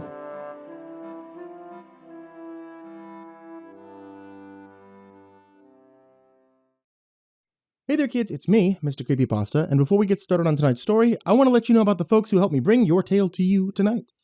And those folks are NordVPN. So if you watch a lot of videos on this channel, then I'm sure that you know about the horrors of the internet, and your safety online should be one of your top priorities. I know it's mine. So with NordVPN, you can easily secure your online browsing and not have to worry about the dark and terrible monsters online.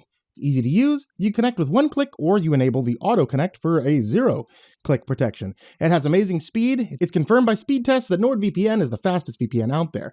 And to get your horror movies, stories, and otherwise, you can find streaming platforms at a lower price, or a streaming platform that isn't available in your country. Simply change your virtual location. Plus, there's no more bandwidth throttling.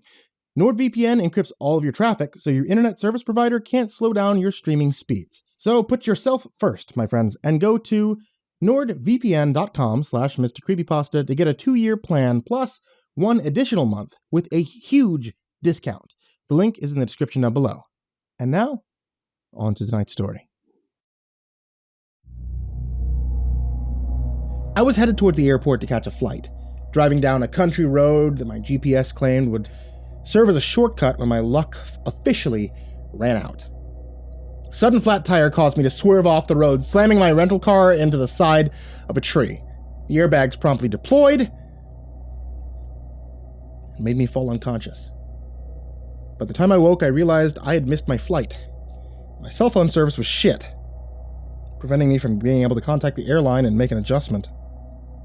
So there I was, miles from where I was supposed to be without even a spare or a phone to call for. There wasn't another vehicle to be seen on that dark highway. I was alone, and with no option but to walk. So, that's what I decided to do. My head still felt numb from the impact, and my body was hurting, so I wasn't sure that I could make it far, but I was sure I had passed by a crossroads that marked a small rest stop of some sort, so I aimed for that direction. After about 10 minutes of walking, I saw the sign and realized it was actually a mile marker for a township in the area. A small place called St. Leopoldi. Didn't sound familiar, but I figured my best option would be to head in that direction before I lost consciousness. The night seemed darker on this highway, and I felt tired, resting on the side of the road near a ditch as I felt the temperature begin to drop. The weather report had claimed the evening would be pleasant, but to be honest, so far it felt like one long headache. Before I knew what was happening, though, it became a nightmare. I heard this strange bellow coming from the nearby ditch, and it made my hair stand up on end. It sounded like a mixture between a cat and a wolf, maybe an owl. I stood up and I looked towards the gully, trying to see if there was a wild animal somewhere nearby. The whole area seemed still and deserted, almost devoid of life. As I stood there, a chill filled the air, and I heard the noise again. This time I used my smartphone to peer into the ditch and get a better look. There was definitely something there. Some small creature that was crawling along in the mud, but it didn't look like any beast I was familiar with. As I shone the light on it, it turned its head toward me and I nearly dropped my phone. Its eyes, they looked human. In that unexpected moment, I scrambled away and moved towards the road, uncertain that I was safe there anymore. Whatever this thing was, I resolved to steer clear of the side road for the rest of the journey. But each few feet I moved, I swore I heard the creature follow, making its ominous, guttural noises as it crawled along. I felt its eyes were on me as I started to run down the street, desperate to get away from the unnerving thing. I wasn't sure if it was a demented individual or some kind of monster, but the thing moved at inhuman speeds. Even as I spotted a farmhouse on the side of the road and started to dash towards it, someone inside surely could help. I rushed to the doors, trying to make as much noise as I could, but the occupants must have been out for the night because nothing I did stirred them. Quickly, I decided to hide in the barn instead, hunkering down and watching as the shaggy creature approached. I could feel my entire body shivering as I caught a better glimpse of it. His hunched-over form sneaking into the shed and watching as it crawled towards one of the cows. Before I knew what was happening, the creature attacked it, grabbing a hold of the bovine and tackling it to the ground. The large animal tried its best to fight, but before long, the diminutive creature had somehow managed to turn it over entirely with its legs up and the confused farm animal moaning as it listened to the strange little creature begin to feast. Sounded like it was killing the cow, but I dare not move for fear that I'd be next. The crunching and grinding of the creature kept going for at least an hour as I hunkered down. Finally, satisfied and full of meat and milk, the shaggy, short cryptid crawled away, leaving me to hide in the hay bales. Truth be told, I was so terrified by what had happened to the cow, I wasn't sure if I felt safe to go anywhere. I was also too exhausted, so I tried my best to get rest in the smelly barn. But it was better than whatever nightmare awaited me in the snow beyond. Somehow I managed to fall asleep, perhaps from the shock and the terror that I experienced, but in the morning my dilemma only worsened. I felt something nudge me in my backside, and I groggily awoke sometime after sunrise, staring up to see a dark-haired farmhand holding a sawed-off shotgun in my face. Instinctively, I raised my hands in defense, showing the worker I meant no harm, and they ordered me on my feet with a few harsh words I couldn't make out. It didn't sound like a language I was familiar with. Then they pointed their weapon towards the farmhouse, saying a few more strange things that I couldn't understand, but I got the impression that they wanted me to head inside. I obeyed immediately, my body too sore and tired from the night before to argue. Hopefully, whatever creature was lurking around would not still be here in the daylight, I thought to myself. As I crossed the yard towards the house, the unease I felt began to go away when I heard children laughing and saw normal people on the front porch. Well, I say normal, but truth be told, I could immediately gather that these folk were quaint, perhaps similar to Amish or Quakers in their quiet lifestyle. The children dispersed when they saw me, and the housewife went to go get her husband. I stood awkwardly there in the front yard for what felt like an eternity until they both returned. He was a well-dressed man in overalls with a brim hat and a long, scraggly beard. Typical attire for the two faiths that I assumed he identified with, but I didn't want to jump to any conclusions until I had a full story. "You lost, son?" he asked me. Before I even had a chance to respond, he raised his hand for me to come inside and offered, "Wife just finished making us porridge for breakfast. Come sit a spell. Tell us how you came to our little town." As I ate the warm food, I recounted my tale to the couple, although I left out the parts where I had seen the strange creature that had attacked their cattle. I didn't want to seem insane, and I wasn't sure if the experience I had was actually even real. They sat and listened quietly, and the husband running his fingers through his beard thoughtfully as I concluded the story. "You're lucky you found us. Winter comes quick around these parts, and it's harsh and it's cold. Any day now, the ground will be covered with snow, and travel will be impossible. You can stay with us as long as you like. You have plenty of room. Won't be very neighborly of us to send you away," he declared. The wife was nodding and bobbing her head in agreement as I checked my phone. Of course, no reception way out here. I shouldn't have been surprised. For all I knew, because of missing my flight, I had likely wound up losing that job. So a vacation in the sticks wasn't exactly on the agenda, but I figured it was better than drowning my sorrows in liquor back home. As we finished the meal, the couple instructed me to leave my bowl on the floor of the breakfast room, which I found a bit odd, but I did as they told me before I was shown the guest room. The wife rattled off a few rules, such as no food in bed, no candles burning at night. I figured they were just customs that related to traditions of their faith, so I told her I would try my best to remember. As I settled in, I looked out the window and saw just as they predicted. Winter clouds were forming over the farmland fast. Soon it would begin to snow ever so gently. And I saw the two of them out in the front yard apparently having an argument. As I watched the husband and the wife become more heated with one another until at last he announced he was going to town for a drink after smacking her across the face. Somehow, despite the obvious patriarchal system I had seen so far, the act surprised me. This picture-perfect little slice of heaven seemed to have cracks after all, I thought. I also was certain I saw another shadowy, shaggy monster dragging a lamb off into the nearby woods. Poor tiny animal bleeding as the wife watched it happen impassively. Her face told me I wasn't simply seeing things. Whatever this strange troll was, it was real. I kept myself as busy as I could the remainder of the day, offering to help with chores and do anything that would keep my mind off the strange things happening around the area. But as the day lingered on, I saw more evidence something terrible and unnatural was occurring in this small town.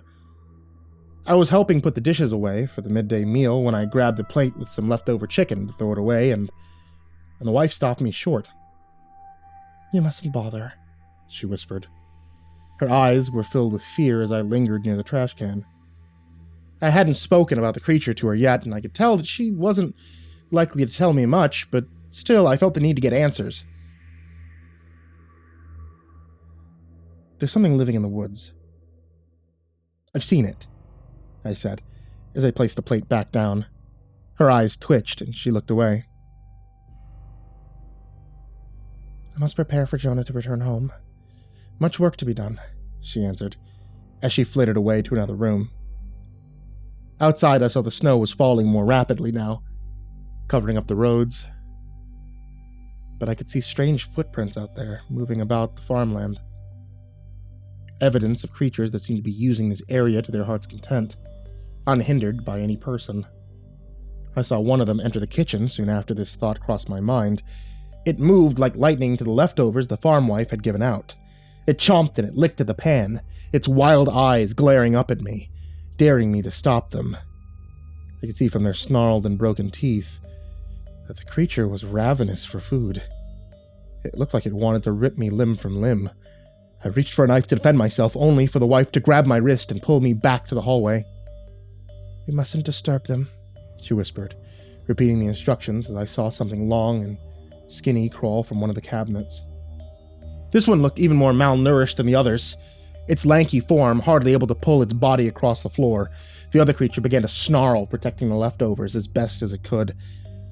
And I watched in disbelief as the two monsters fought, biting and snapping at one another, ripping the flesh off their scrawny bodies.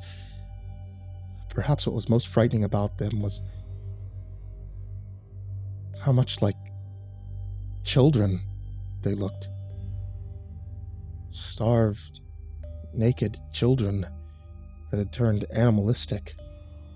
The woman kept me still until they had left into the cold, and I dropped the knife, my heart beating wildly. "What the hell are those things?" I shouted at her, but she was too petrified in fear to say a word and insisted we wait for her husband to return. When Jonah made it back to the house that night, the dark clouds covered the sky, but the ground was illuminated by the snowfall.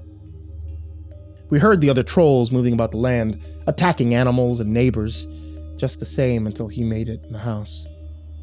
As we ate just a little bit of porridge and yogurt, the rest of their food pantry was barren and dry. I felt the need to break the ice in the conversation.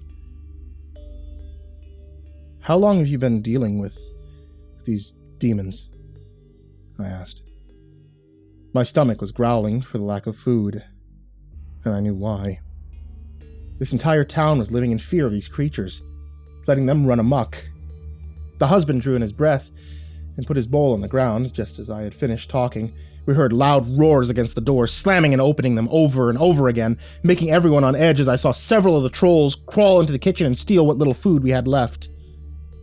As the demons took our dinner away, the husband explained the situation as best he could. They come when the snow hits the ground. There are at least a dozen of them. Some speculate perhaps there are more out there in the woods, but they take what they want, and in exchange, they let us live. He whispered solemnly, even as one of the ghastly creatures licked pudding and yogurt right off of his beard. He did his best not to flinch. We protect our young ones by abiding by their rules, keep others from being attacked or punished by their cruelty, he added, as the banging came to a stop and the creatures fled out the door again. But your children starve. Your town does. I could tell just from your wife and your children that they need to have food or they won't make it through the winter, I argued. He pursed his lips, obviously not wanting to reveal another nasty detail of the story, but I wasn't having it. This madness had to stop. Who's in charge of this village? We should round up all the men, find these things, and kill them, I told them both. And risk their wrath. Possibly kill even more innocent lives. You're an outsider. You don't attempt to dictate how we live. Jonah snapped back as he slammed his fist on the table. The whole kitchen got quiet as he cleared his throat and added, Snow's become heavy this year, and therefore our sacrifices will be greater. The elder of our village has chosen to throw a festival to the spirits of the earth, which watch over us tomorrow. And once we finish this ritual, the demons will leave us alone. I saw the wife's face get pale as something unspoken was left out of the conversation, but I decided not to press the matter any further. I was sure the rest of the small village would likely follow the same strange rituals as these folks. And I was considering simply leaving. That opportunity never came, though. During the night, the little creatures came back, this time more numerous than ever, clattering against doors, snarling against the windows.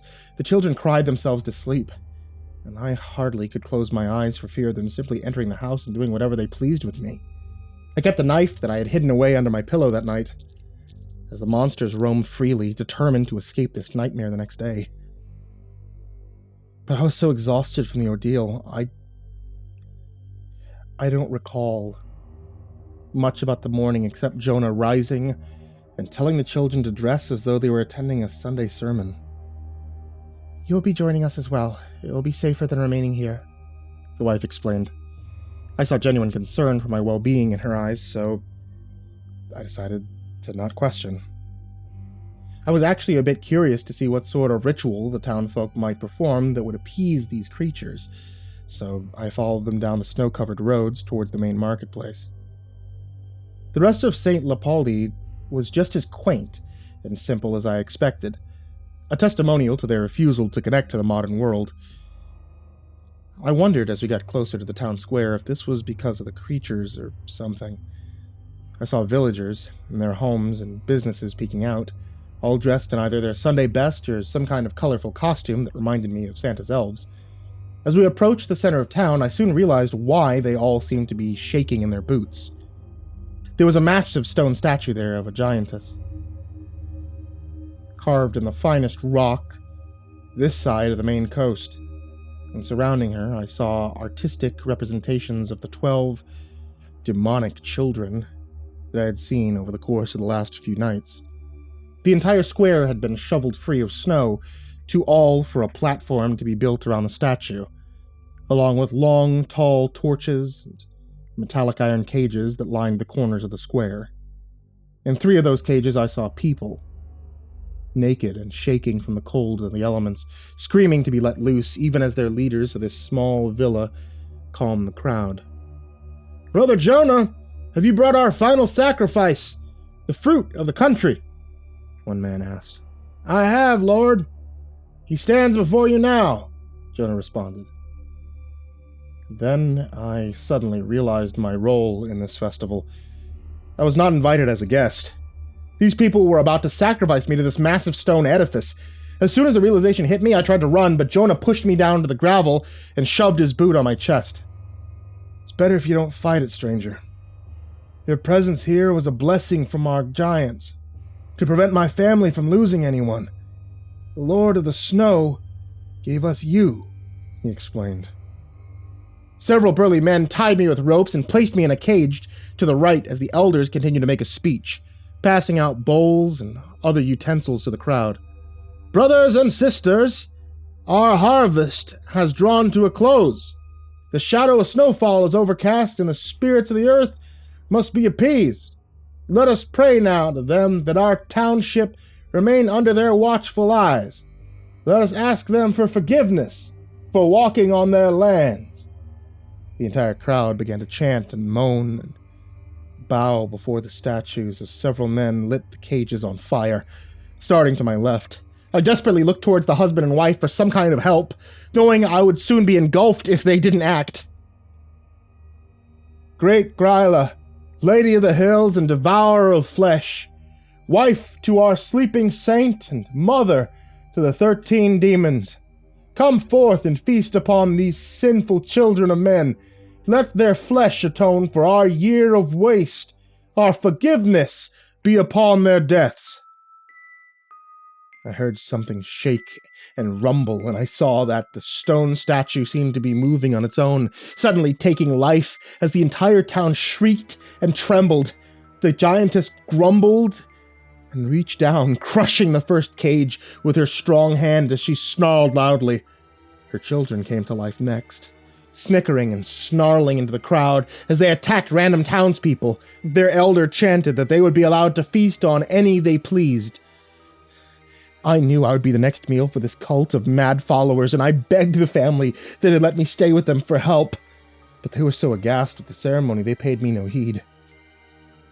I crouched down as the giantess crushed the top of the cage, giving me mere seconds to run. I leapt from the trap and raced across the snow, the older men of the town shouting to hunt me down. I didn't stop for anything. I bolted from the town towards the woods, hiding in the tall grass as the demonic children continued to attack all the villagers that they had pleased.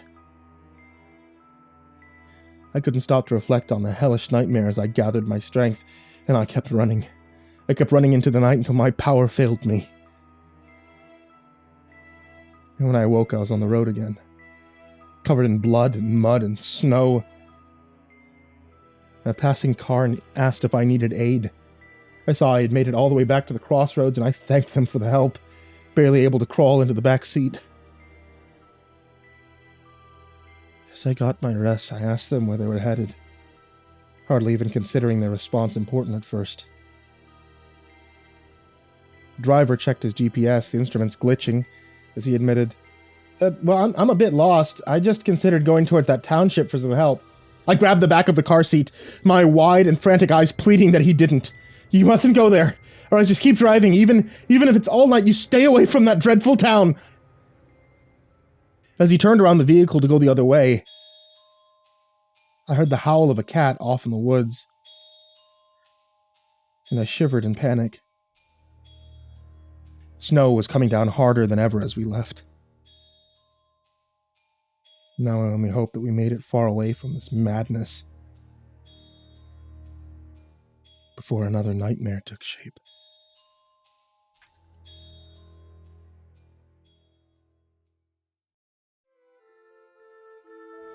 Staring at the tree, whiskey in hand, Pete was pleased that this year would be different from the last. It had been the strangest time of his life, but he truly felt like things were finally coming together, and when better to come together than at Christmas, the time that he loved more than any other. In some ways, the past year had been like an eternity. In others, as if it had succumbed to time in the blink of an eye. But either way, he was glad to see the back of it. Staring at the Christmas tree, its beautiful lights casting a warm hue over the room, and the snow quietly falling outside as the sun set, Pete began to think of this past year, of his daughter, Lana, and his wife, Janet. It had started with a very normal December 12 months earlier, the residents spending most of their days clearing driveways, and Pete's wife going off for one of her usual wanders. She had been gone for a couple of hours, but while Janet was utterly devoted to her family, she still needed moments to herself, to clear her head, to diminish the stress that comes with a loving yet disorganized husband and a little girl who was kind, but whom enjoyed trying her parents' patience as much as possible. When the tensions of a domestic life clouded her feelings or began to weigh on her spirits, Janet would wander out of the back door into the fields and woodlands, which characterized the entire area, and trek for a little while through the pines which dotted the landscape. It therefore wasn't unusual for her to be gone for fairly long periods, especially since it was around that time of year when she would take it upon herself to choose the Christmas tree. No matter how much Pete or Lana asked to help out, this was Janet's job. She loved the tradition of it, the process of choosing the best possible tree, cutting it down, and then seeing the bright smiles on her family's faces as they would gleefully take the tree indoor and decorate it with sparkling glitter garlands, warm glowing lights, and an array of festive baubles. It was a small highland town where they lived, far away from any major city, but Janet and the rest of her family loved their home, the simplicity of it, the feeling of being an integral part of a close-knit community, and of course, the beautiful surroundings. Lush during the Scottish summer and cold, crisp, stark, but yet awe-inspiring in the winter. Most importantly, she loved the pine woods nearby, specifically a collection of trees which sat at the top of a small hill within the walking distance from the house. Perfect for picking a Christmas tree. She would return there each year, and while their numbers thinned due to a few other neighbors going there for the exact same purpose, there were enough trees to last a good many years. When she had been gone for 3 hours, Pete began to grow nervous, as this was longer than usual, and since it was getting dark, he took it upon himself to venture outside, telling Lana to lock the doors after him and that he would not be long. Lana laughed when he told her that he expected that Mummy would be struggling through the snow with a huge tree, bigger than any that they had ever had before. Pete loved to see the excitement in his daughter's face at the time of year, and he told her to watch from her bedroom window to see what they would bring back. But this, she excitedly ran up the stairs, straight to her window before he had to call her back down to lock the door. Gazing at the beautiful tree, he could remember that night like it was yesterday. The snow was crisp on the ground and crunched under his feet as it began to freeze. Small flakes fell from the sky occasionally, but Janet's footprints remained uncovered. Even without them, Pete knew where they were heading. The hill where Janet returned each year was only a 40-minute hike away. She would pick a pine tree from there. In fact, sometimes she would pick 2.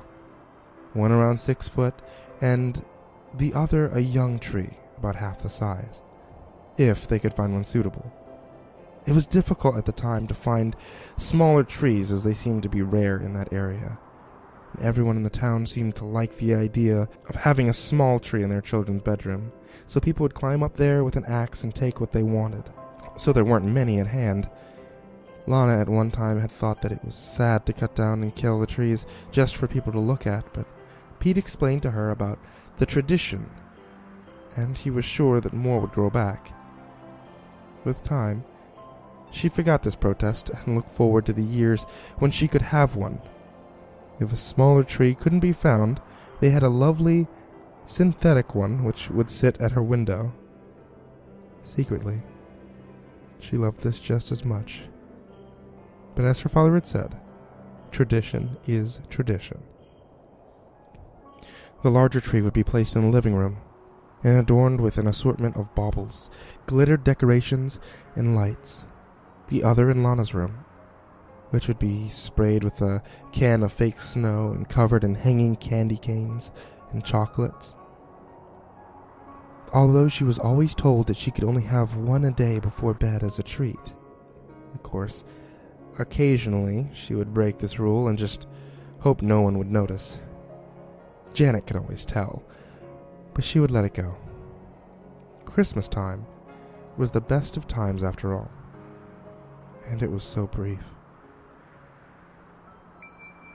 As Pete approached the hill, he knew something was wrong. He felt it in his bones. As he climbed, the snow began to fall in greater volume, and the sky dimmed with it. Standing at the humble summit, a stillness spread, silence interrupted momentarily by the almost audible patter of snowflakes floating gently to the ground. He followed the footprints now with purpose, knowing that if the snowfall increased, that it would be nearly impossible to find Janet. Twilight fell, covering everything in a dark blue wisp of color as the frost began to nip at his new rosy cheeks. The footprints bobbed and weaved their way through the huge pines and finally stopping next to a wonderfully thick and vibrant tree, one which was perfectly suited for their purposes.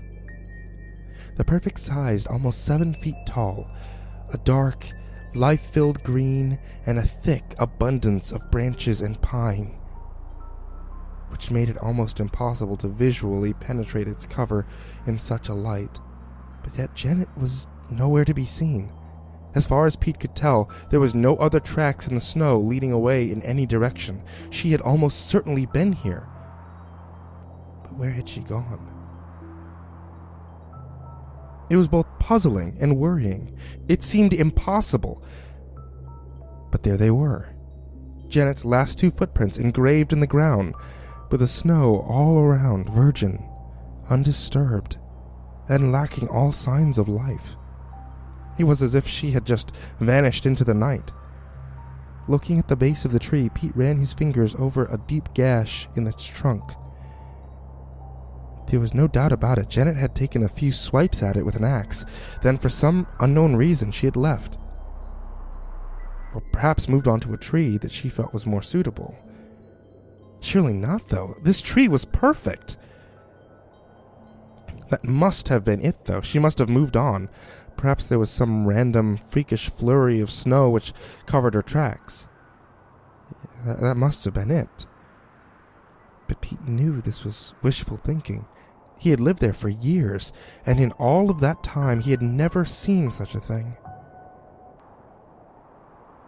And then he saw it. Several meters away, lying in the snow, was Janet's axe. He rushed over to the object, falling once as the snow deepened. Rising to his feet, it was now unmistakable. Yes, it was partially covered in snow, but it was Janet's axe. It lay there much like the footprints, isolated, but with the absence of any human imprints. It was as if the tool had been dropped from a great height, but Pete did not care to speculate. A sense of growing worry permeated his mind as the thought of Janet lying somewhere injured increased his anxiety. Shouting his wife's name repeatedly drew no reply as darkness now began to creep even closer. If she was hurt, he would have to raise the alarm and get the town out looking for her, along with the mountain rescue. She wouldn't survive long in the snow, in that biting cold. At this thought, the panic grew. Worry, fear, hurt that could only be felt through love. With torch in hand, he continued in the direction the axe had taken him.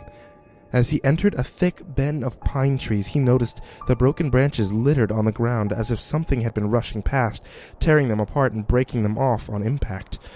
Maybe Janet ran through here. The scale of the damage, however, looked too great to have been dealt by one person alone. Had he been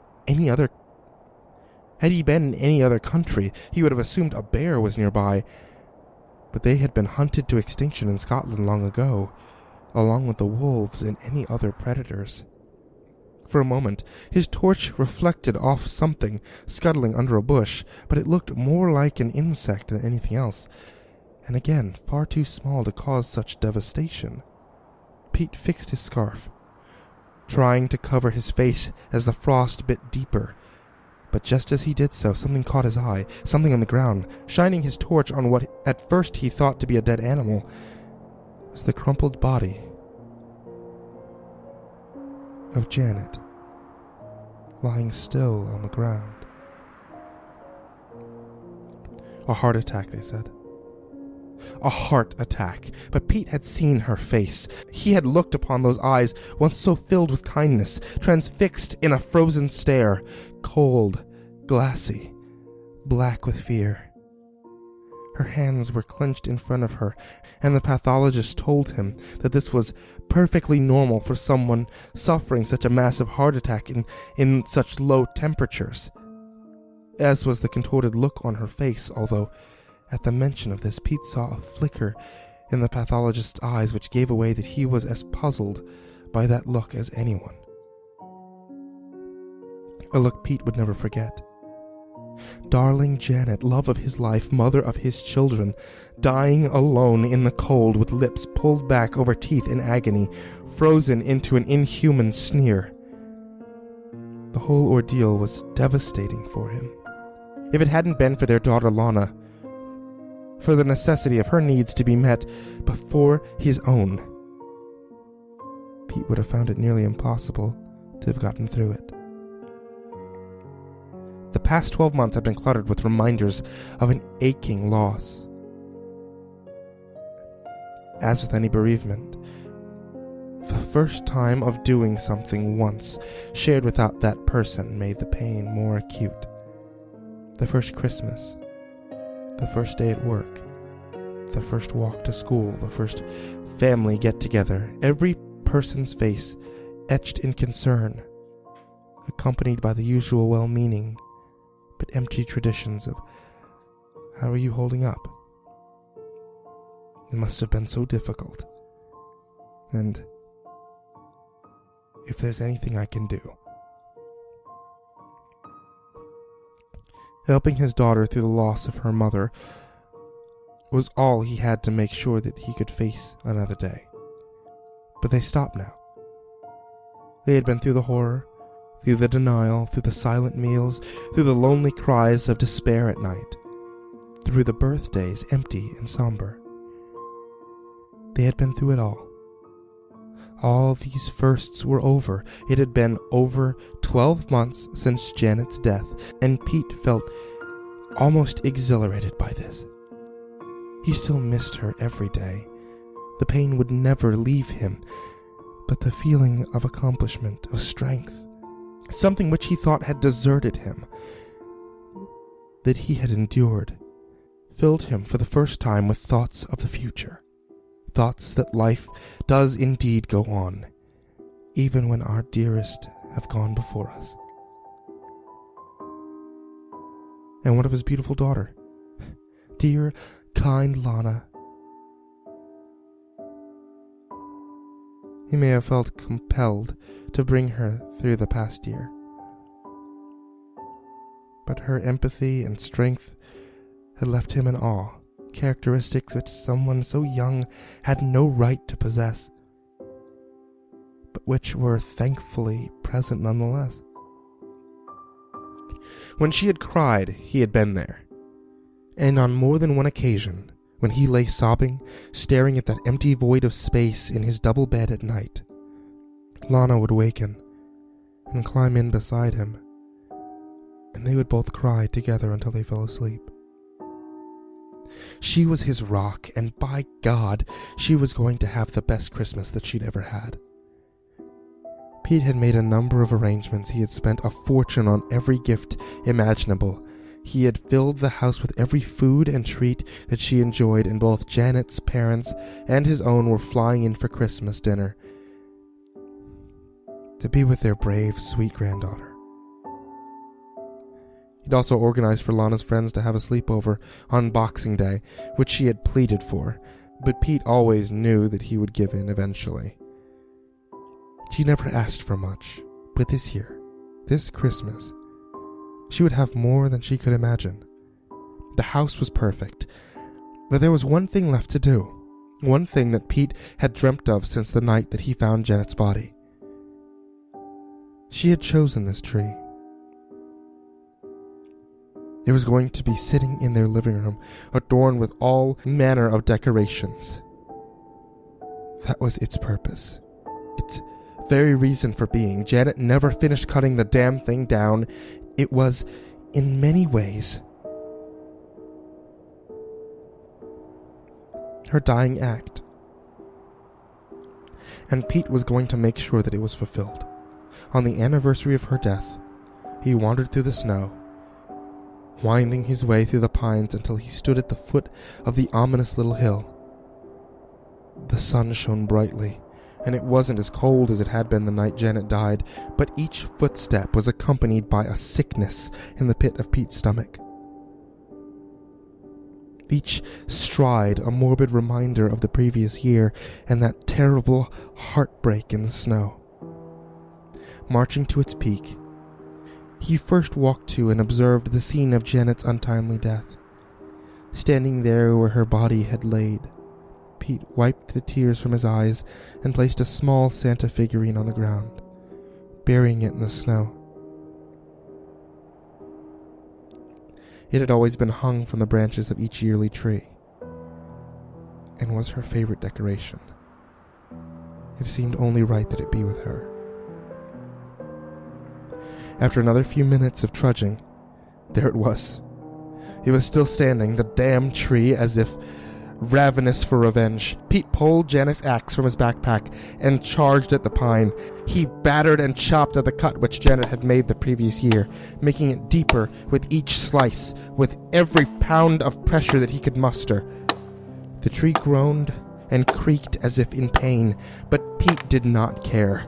This tree was the final reminder of Janet's death. Whatever had happened that night, it happened because of that tree.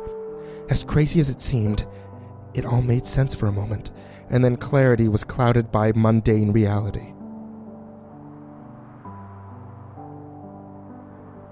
She had simply died of natural causes.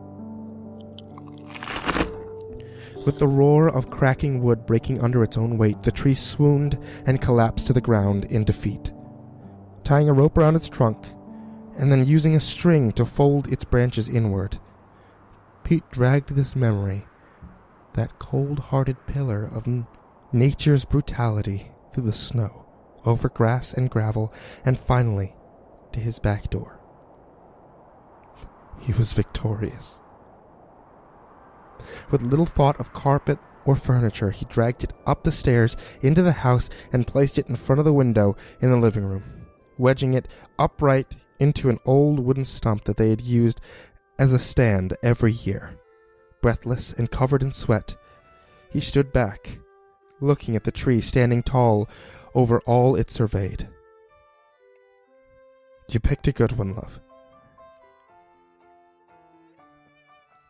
You picked a good one."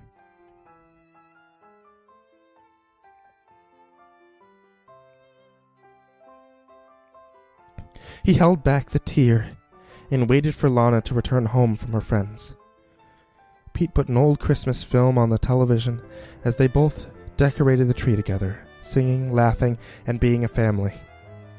There were moments, fleeting glances, when they caught one another's stare. A glance which showed pain buried deep down inside, one which said, "I miss her too."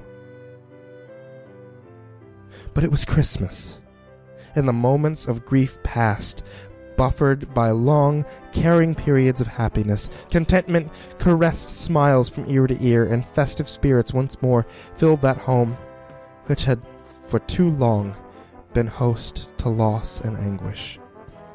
As night began to fall after Lana went to bed, earlier than usual because of the excitement had worn her out, Pete decided to reward himself for the day's efforts. The lights were dimmed, and after pouring himself a large whiskey, he sat down on the living room couch and stared at the tree, draped in tinsel, garland, and adorned with bright white Christmas lights. It really was a sight to behold. The best tree they had ever had. "Here's to you, gorgeous," Pete said, lifting his drink to the sky in a symbolic gesture. staring at the Christmas tree, its beautiful lights casting a warm hue over the room, and the snow quietly falling outside as the sun set. Pete began to think of the past year, of his daughter, Lana, and his wife, Janet.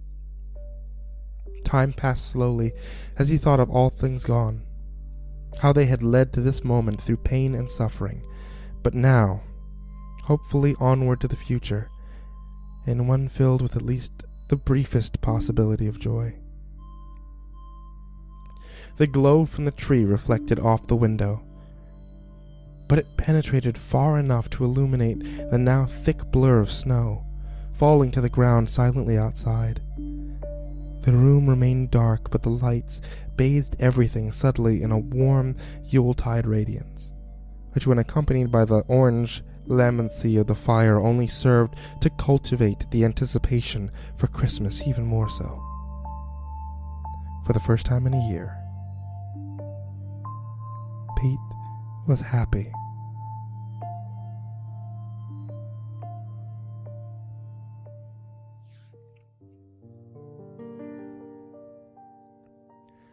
Something bothered him, though. There was a slight apprehension or annoyance at the back of his mind, something which was spoiling the display. Sipping at his whiskey, casting a glance at the entire room, he finally saw what the problem was. 2 of the Christmas tree lights were occasionally flickering. Not constantly, but often enough to be noticeable. And more importantly, aggravating. Downing the rest of his drink, Pete rose to his feet, now feeling the aches in his muscles from the effort exerted while dragging the thing all the way home from the hill. Walking over to the tree, the lights were indeed flickering, but there was something unusual about them. They seemed deeper than the rest, as if coming from the trunk rather than resting on the branches. Again, Pete was struck by how dark the interior of the tree was. That even in the presence of many lights placed upon it, he could not peer or adequately see between the branches. Even the 2 lights which set deeper behind the pines did not seem to illuminate their surrounding in any way.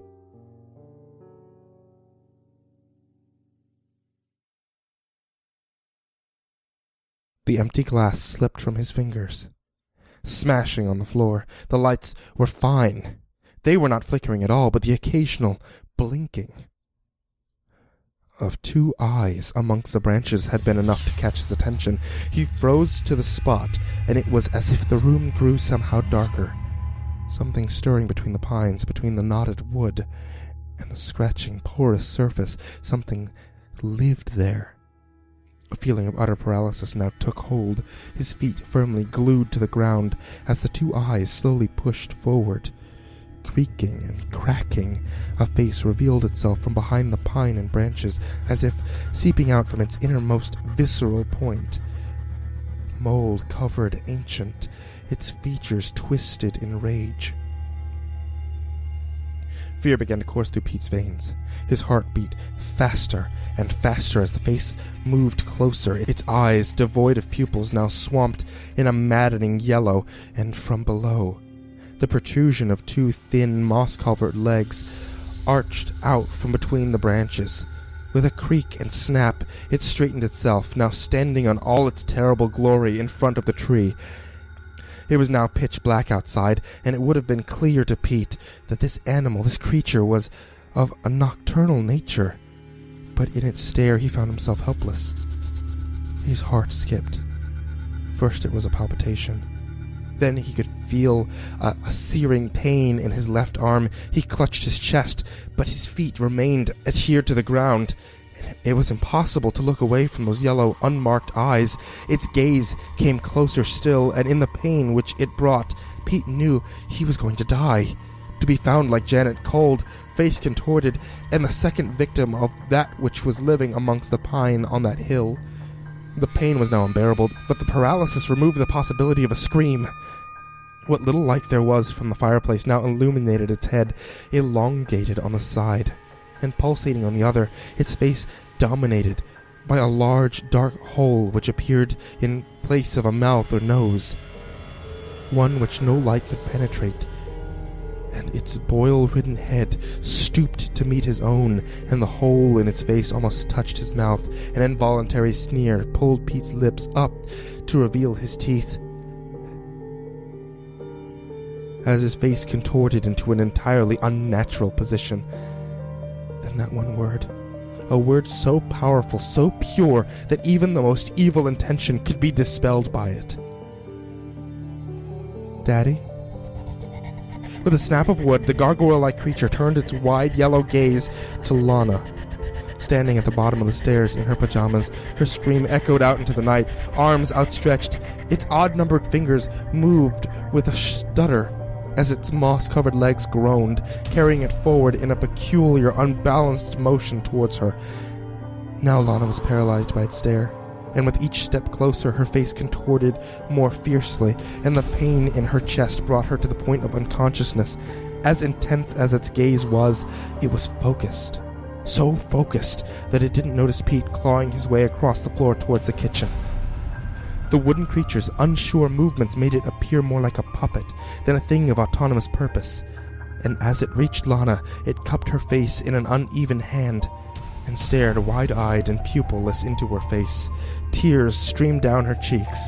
The sound of feet running filled the air, and as it twisted to investigate, a loud crack was heard as Pete ran up into the couch, jumping high into the air and bringing Lana's axe down deep into its spine. No blood ran or gushed, but a plague of unfamiliar insect-like critters poured out from the wound.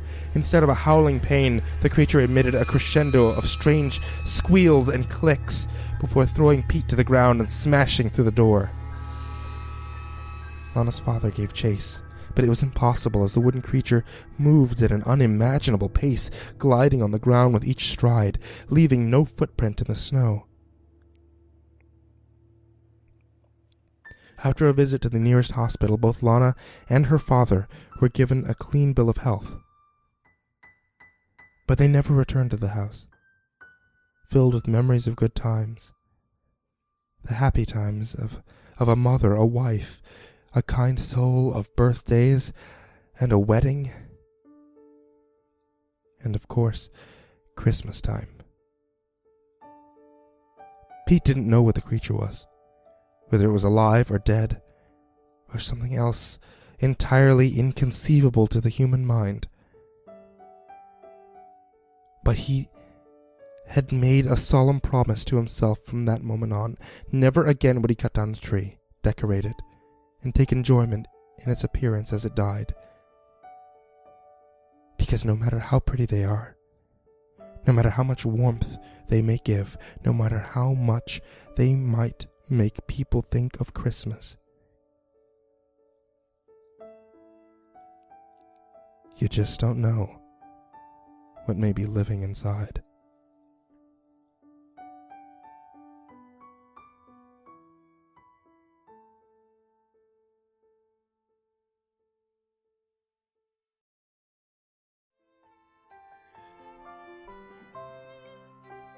It was the Christmas of 1965, before man had landed on the moon, before the wall had fallen, before many things good and bad. For me, it was the last time I knew innocence, before the creeping shadow which engulfed my family, before the madness, before death, It was the Advent calendar, that damn thing which I had to have. Each door a promise of Christmas, and each window a misted reminder of the warmth and kindness of the festive season. I was 9 years old, and while the parents in my neighborhood would have no fear of their children in the past, allowing them to play freely in the icy December streets, those days were lost like breath on a mirror. If snow had fallen, there would have been no joy, no snowball fights in the darkened evenings, no sleds sliding carefree down the fields nearby. Children could not be children. Though the young may have felt apprehension in the dark, it was the parents who were the most fearful. Terrified of the ultimate loss, a pain they could never extinguish.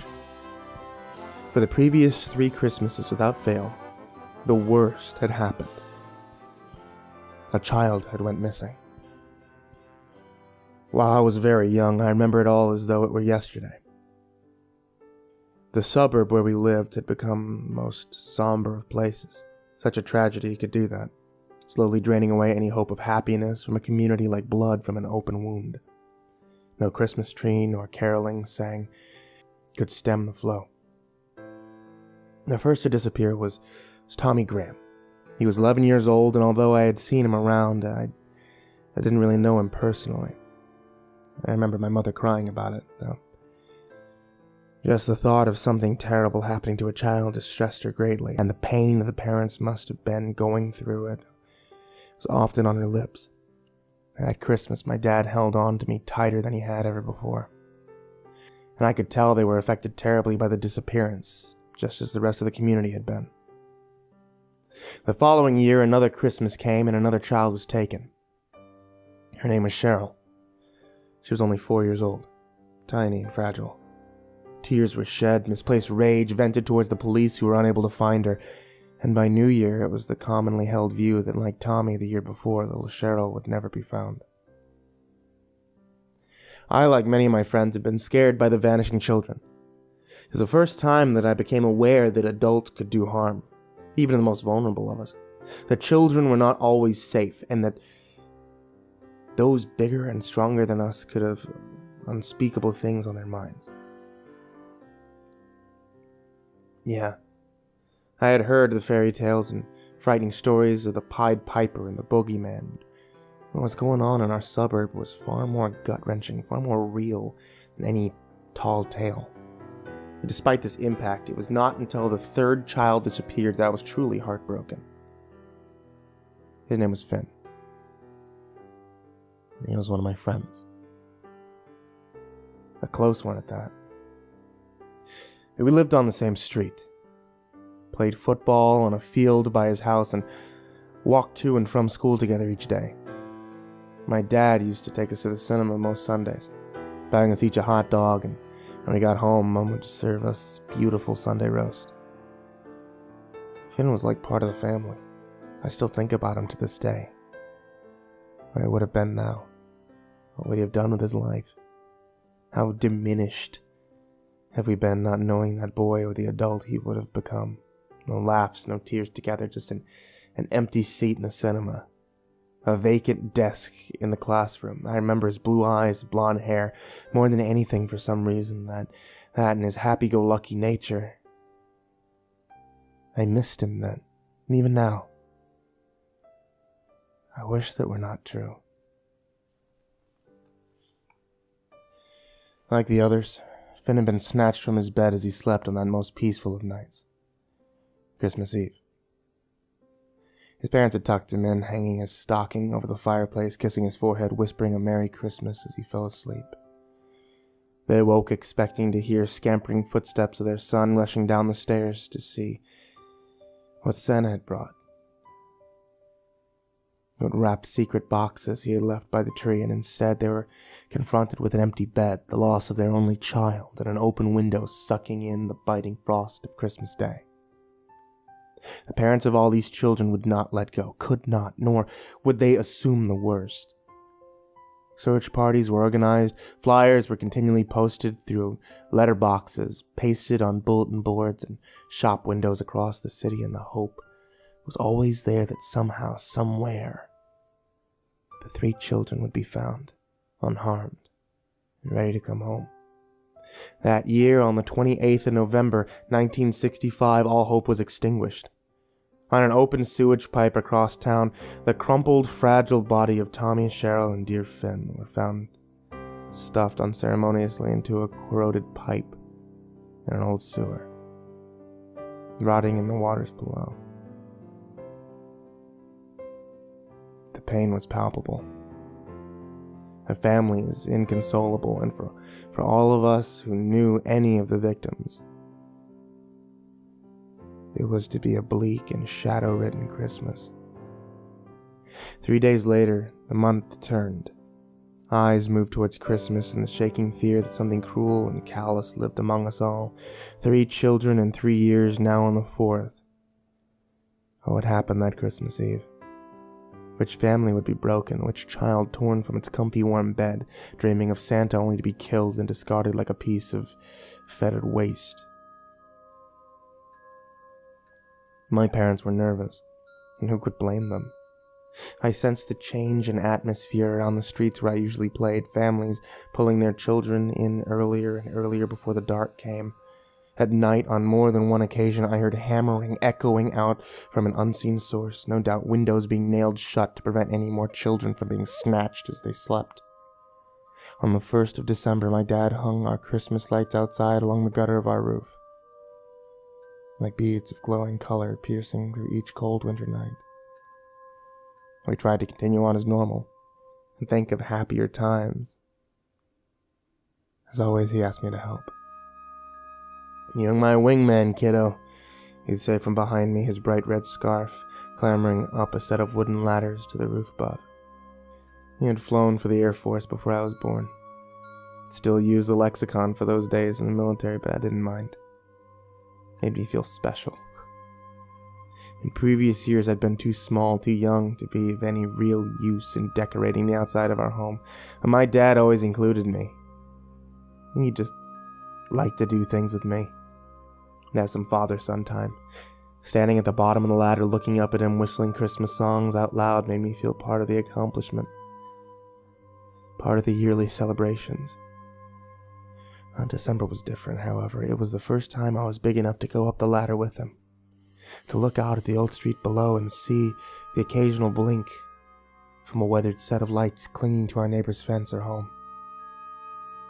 And my mom was terrified. She had visions of us both falling to our deaths, but Dad always seemed sure of himself, not arrogant, just confident and cheerful, reminding us all that things would be okay. Looking back, I think that's what I loved about him the most when I was a kid. The fact that he had it all in hand, did everything to reassure his family and friends. I never felt in danger of those ladders, always loved, always safe. Before we came down, I remember looking at the rooftop poking out in regimented lines from the street around. I noticed that the world seemed different from up there, and that to me, there appeared to be fewer Christmas lights than ever before. That night, I knew what was coming. My mom tucked me into bed as my dad finished hanging some paper ring decorations from my bedroom ceiling. I always felt that those decorations protected me somehow. I'd stir in the night, scared of the dark, and yet, at Christmas time, I believed that somehow those pieces of coloring paper, that blinking Christmas tree in the other room, those symbols, those pieces of good, would keep whatever monstrosities hid in the dark at bay. My mom kissed me on the forehead and left the room. There was my dad, standing in the corner with his hands behind his back, smiling. "Well, wingman, you know what time it is," he said, as we both began to chuckle. "Let me see, Dad, please," I yelled, excited.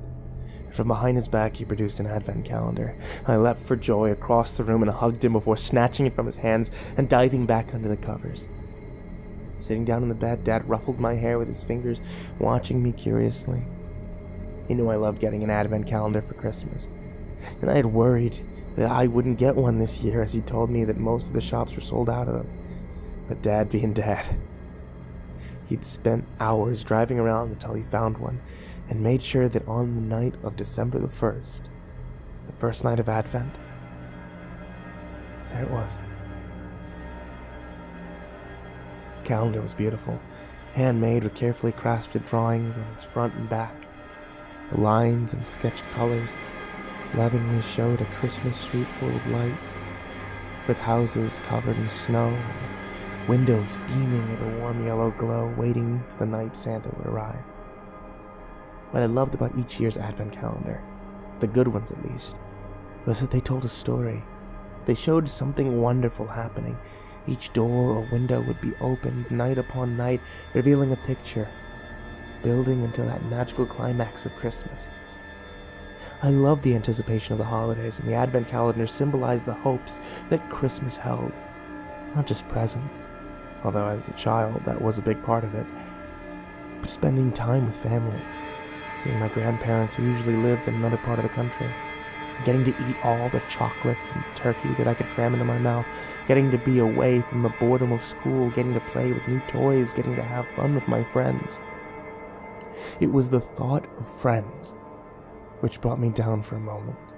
There I was holding an advent calendar, each cardboard door numbered from 1 to 24, from the first of Christmas until Christmas Eve.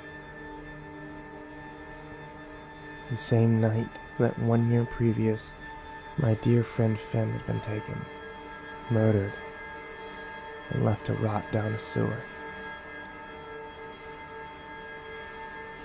My poor friend who would never again go on those carefree days out with me and my dad, or walk alongside me to school laughing and playing. It was then that my father explained to me something about death, words which had always stayed with me. You know something, kiddo? As long as you keep the memory of the people that you've lost in your mind and in your heart, they'll always be alive. They'll always be with you. So Finn is right here, he said, pointing to my chest gently. With those words, I felt a soothing comfort wash over me, and all cried out. My dad tucked me into bed, kissed me on the head, and said goodnight, knowing to leave my bedroom door open slightly to let some light from the hall keep my room from the dark. He had left the advent calendar sitting nearby, its closed windows facing me from my nightstand, and I was exhausted. And so my thoughts drifted from what lay beyond those cardboard doors to sleep, and hopefully to a more rested state of mind. But that did not occur.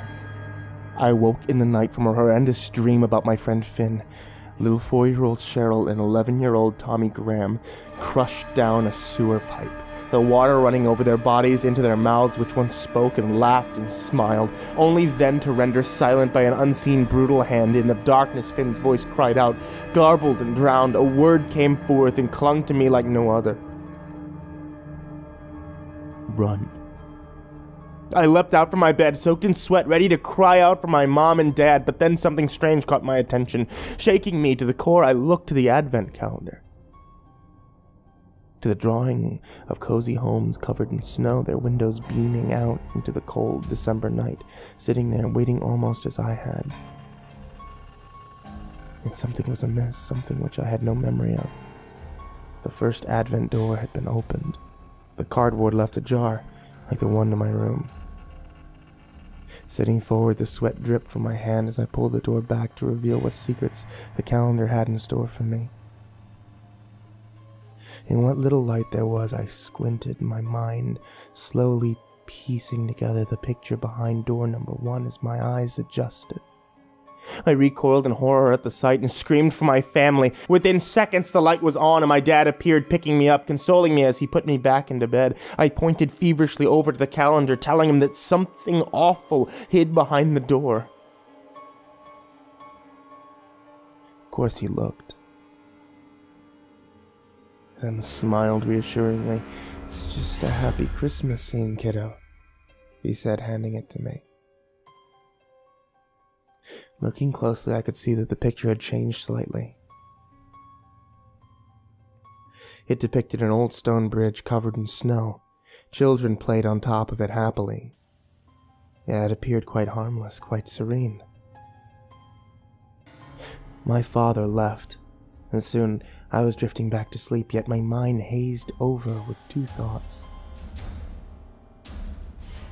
Of Finn screaming "run" in my dream, and of what I could have sworn I'd seen in that first little calendar door. The bridge was there, but underneath in the dark, eyes looked out to the children playing gleefully above. Eyes which seemed racked with rage and hate. The next day at school went quickly, But on my way home, I dragged my feet over the bitter frozen concrete paths and pavements, thinking of Finn and how he'd always walked with me. As my house came into view, I smiled for a moment at the lights Dad and I hung on the roof. They warmed my spirits. But when I entered my room, my soul was chilled, stagnant once more. The last advent calendar door had been opened. This time I knew. I hadn't been there to do such a thing in my sleep, as I assumed what must have happened the night before. No, someone had opened it. I touched the yellow number 2 of the cardboard door. A number which should have promised a treat, or a happy picture reminding me that Christmas was near. I hesitated. I looked behind it. Another street scene played out before me. This time, a small boy pulled a red sled behind him, and the other children threw snowballs at each other, grinning wide and happy. First, I sighed with relief that the picture had no hidden intruder, no eyes staring out of the darkness in contempt, but just as I sat the calendar back down on my nightstand, I saw it. The faint outline of a person looking out towards me, almost invisible yet hiding within that Christmas scene in plain view, sitting there on the boy's red sled. I closed my eyes and rubbed them, fearful that they might reaffirm the figure's presence once more when I opened, but just as the darkened eyes had disappeared from under the bridge on the 1st of December, the faint outline of the unseen predator had moved from the picture. I knew that no one would believe me, and even worse, I barely believed it myself. My 9-year-old mind could not comprehend such strange and ominous occurrences, yet I was not so removed from the idea of a horrid thing scuttling around in the dark, creatures which even parents could not protect you from. The figure had moved on. I was certain of it, and I knew that it must have traveled and hid behind the door for the 3rd of December. The next morning I told myself that I would not open any of the closed doors from the advent calendar. I promised myself. Yet something was doing it for me. That night I awoke in the darkness once more, the same dream playing out. Poor Finn, muffled and drowned by the putrid sewage water, crying out in the dark, crying out, yet warning, pleading. "Run," he said, "run again." I leapt out of bed, and once more the calendar door for that day had been opened by an unseen force.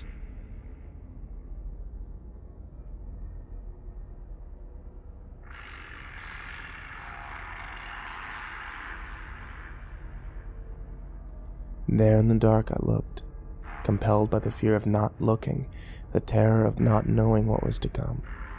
For in that third picture it became clear to me. Something was on its way, something unspeakable was plotting and slowly but surely drawing closer. Behind that door lay another Christmas scene. Families skating on a beautiful ice lake, and under that transparent barrier, between the cold air and the icy water, there was a shape. Darkened and definite but malevolent, a blurred form under the ice, eyes staring up in disgust at the families who happily skated above. I screamed again, and yet the results were all too familiar. My mom and dad arrived there, yet never annoyed at their child for waking them up in the night.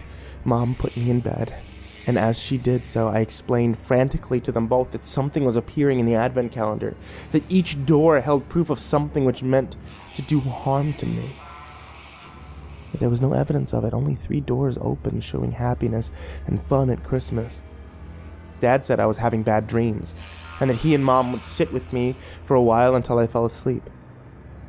I heard them whispering about work in the morning, but they were more concerned about me than losing a few hours of rest.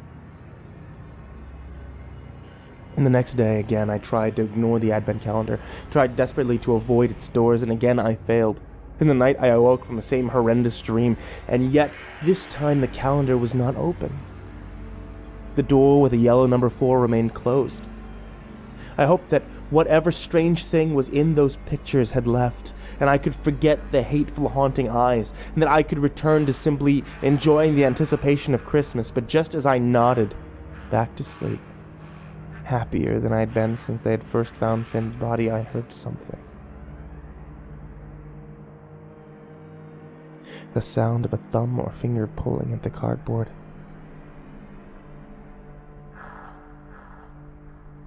I opened my eyes and stared in utter disbelief as the fourth door was pulled open by an invisible hand in the dark. It is strange that I did not scream, but since then I've heard people say that when you're scared as you could possibly be, that you cannot move, nor can you cry out for help. I opened my mouth and no noise came, a paralysis of fear which was overpowering. There I lay in the night, staring wide-eyed at the fourth door, wondering what disturbing depiction it would reveal, and even more so terrified that whatever had opened had still lurked nearby. I wish I could say that it stopped, and that horrid revelation ceased, but I cannot. Some nights the dreams of Finn yelling at me to run came, but on others they did not. The only constant was that at some point a calendar door would be opened. Whether it be in the morning or at night, each door would show a happy scene, and each time something hideous, which only I could see, would be momentarily present.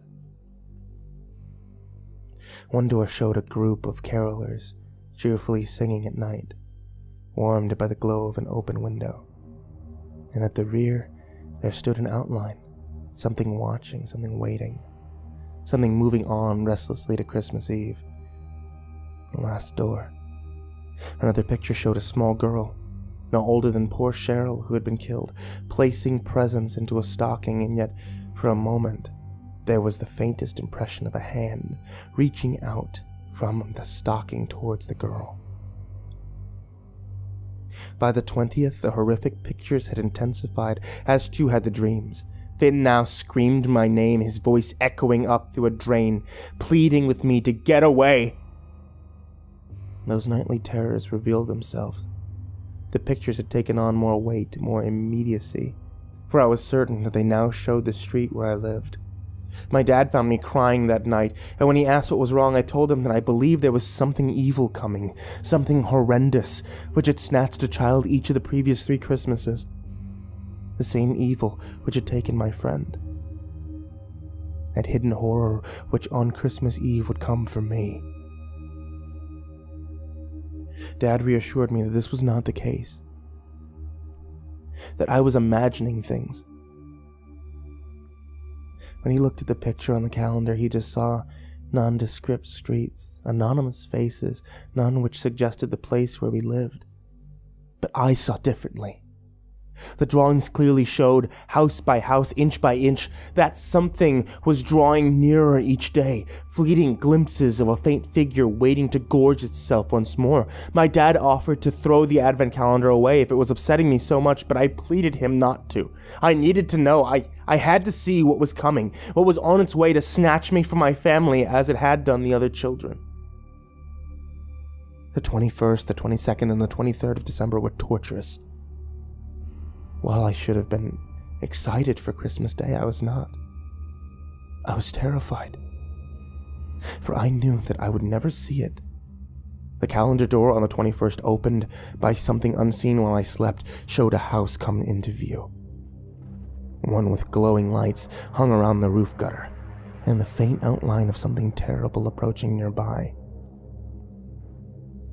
I was certain that the house was mine, and the light which beamed outward onto the snowy landscape was of my family, though as I peered out into the night from my window, there was no snow in reality, just a biting wind and a frost which covered everything like a shroud.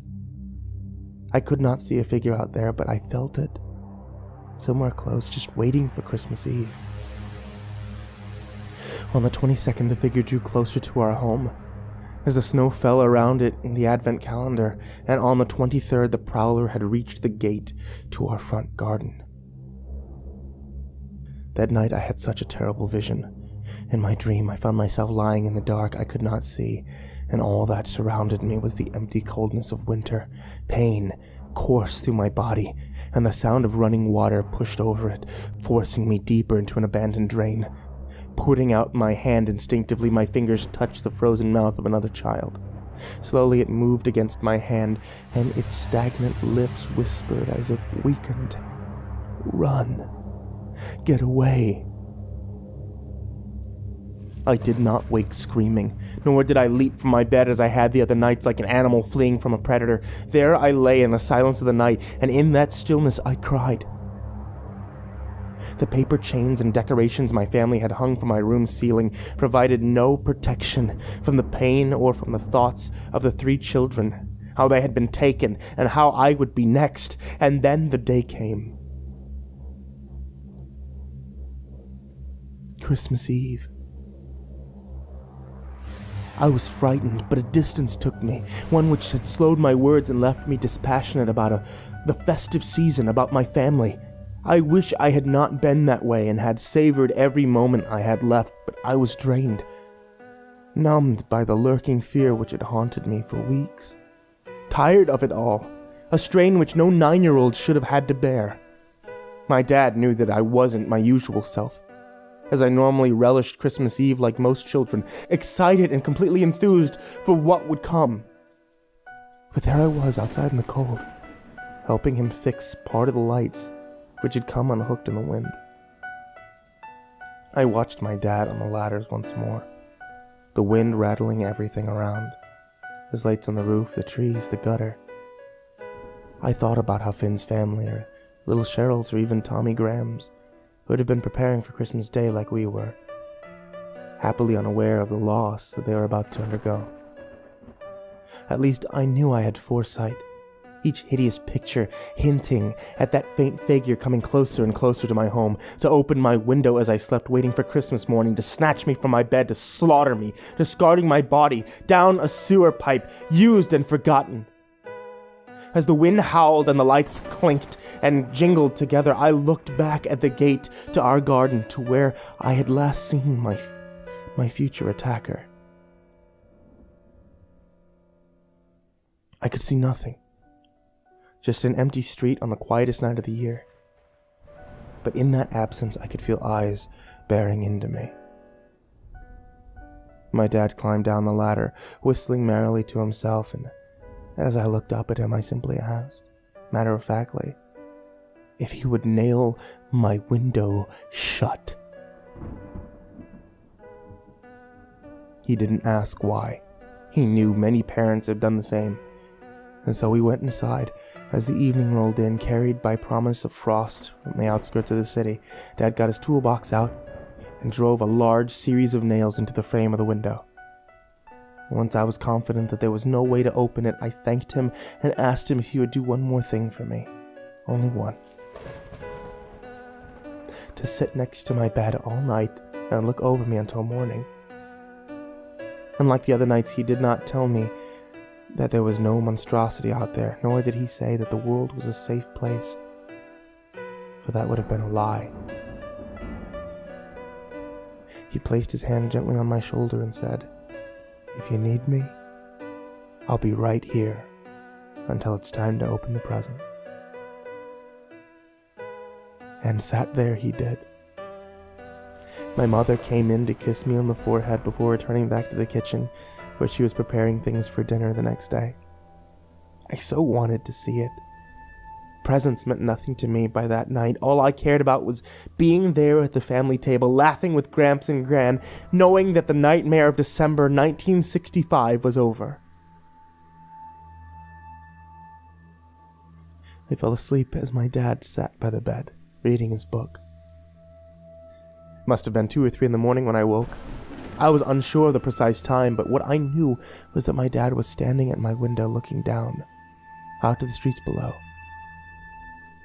I whispered to him, asking what was wrong, but his reply was hesitant. "Nothing, kiddo. Go back to sleep."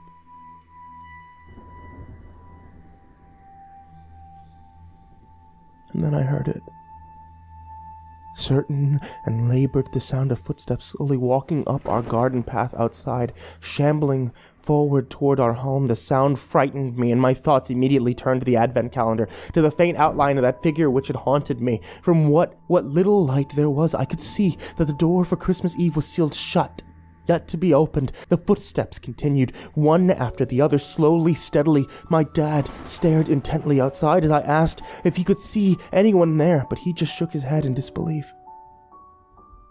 The footsteps ceased, and silence covered everything, like the frost outside. Suddenly it was broken by 3 loud booming knocks. It was at our door. I cried out in terror and startled sobs. "It's come to take me, Dad, like Finn and the others!" I howled in utter disbelief as the tears slid down my cheek. "Nonsense. Must just be a neighbor or something," my dad said unconvincingly. "No, Dad, it's here to take me away!" I screamed as I handed the calendar to him. "Open the last door, open it and you'll see it! Christmas Eve! Each Christmas Eve it takes a child, and if you open that, you'll see it! I promise you'll see it!" 3 more loud knocks echoed out, and for the first time in my life, I saw fear flicker across my dad's face, as I could hear my mom stirring from her room, shouting through, asking what was going on. 3 knocks more, this time more pronounced. "Please, Dad, look at the door, open it and you'll believe me. It's here for me."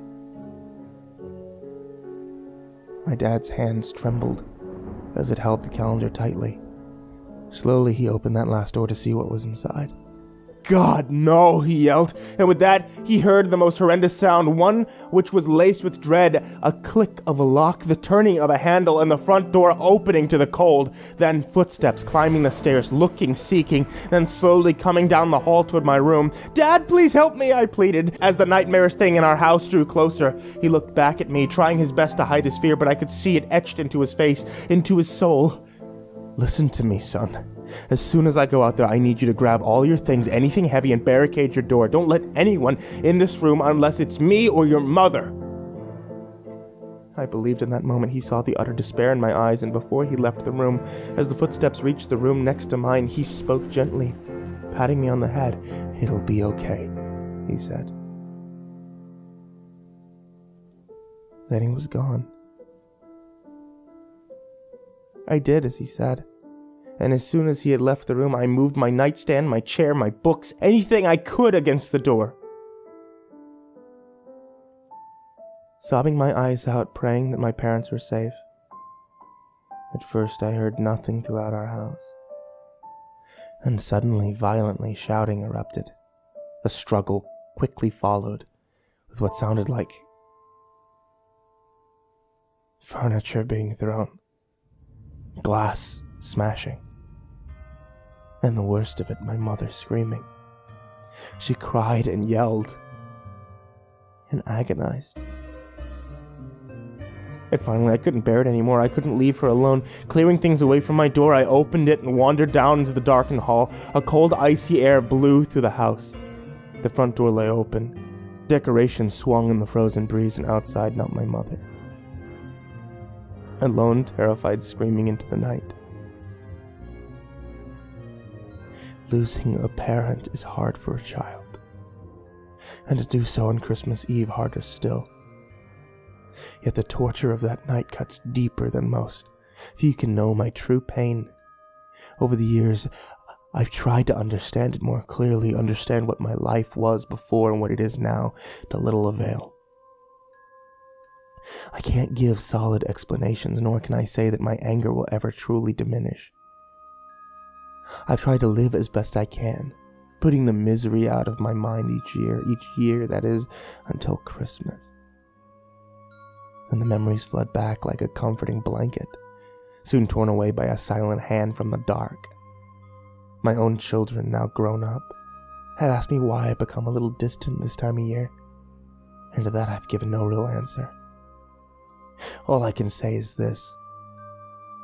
I do know 2 things, both of which haunt me to this day. The first is that no one ever saw or heard from my dad again. My mother remained tight-lipped until she died about what had come into our house that night, what took her husband. I mean, who can blame her? I also know what the last store on the advent calendar contained, and what had frightened my dad so badly. It was a drawing like the others, a happy Christmas scene with one horrid addition. It showed a boy sleeping soundly in his bed on Christmas Eve. A child who looked uncannily like my poor friend Finn, unaware that his life was soon to be over, and that he was being watched through the frosted window by his killer, whose face looked remarkably like that of my father's.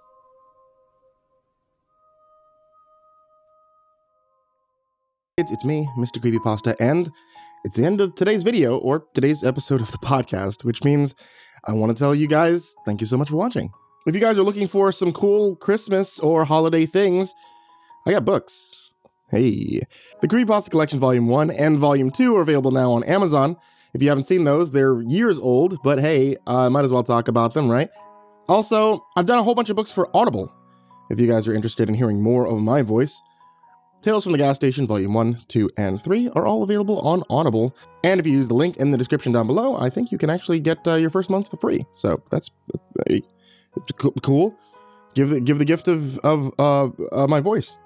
I want to give a very big thank you to everybody on Patreon, especially Jordan Alexander Sanchez, Stephanie Butler, Bryon Arce, Bobby Karman, Tristain Pelton, Chance Burnett, Diana Kraus, Crazy Kid, Mr. Marcus Blitz, Ika Limchok, Dirt Diver 030, Robert Schonkwiller, USMC, Matt Bach, Jables Raz, Masked Note, Joshua Mullen, Dan Pham, Matthew McNeese, Ben Spates, Jeremy H., Raltizal, Fikamal, Nana, The Morgan, Nick Weaver, MeltedLake, Tali Sue, Sky Mara Ravenswood, William King, Reaper 61167, Darth Miver, Micah Ortiz, Satanic Aries, aisodoehtraed, Nessie, Ronnie Hansen, Parafa Panda, Bardohawk 764, Lambda M98, Harley, Billy Morrow, Sashi Suzaku, at Grizzly Olsen Pro, My Body Sounds Like Rice Krispies, Jay, Miss Exandra, Suji Campbell, Stricken, Azarine Fox, Fried Chicken 12, Freddy Krueger, Happy Birthday Jason Willis, Infernal One, Lisa Cottrell, Caspian, Hades Nephew, Tater Chip, Acid System, Prozac and Pancake Appreciation Society, Cryptic Nightmares, Kiri the Sloth, Tommy Green, Fester's Lampshade, Sky Harbor, Nico Kyle, Rafael Rodriguez, The Ginger Bros, Aaron Stormcrow, Daniel Polson, Trey Smiles, and Corey Kenshin. Like I said, I cannot thank you guys enough for being a part of this, and that goes to everybody down there in the description, and everybody who even can just support for $1. Thank you guys, thank you guys, thank you guys. I hope you all have a wonderful holiday season, and sweet dreams.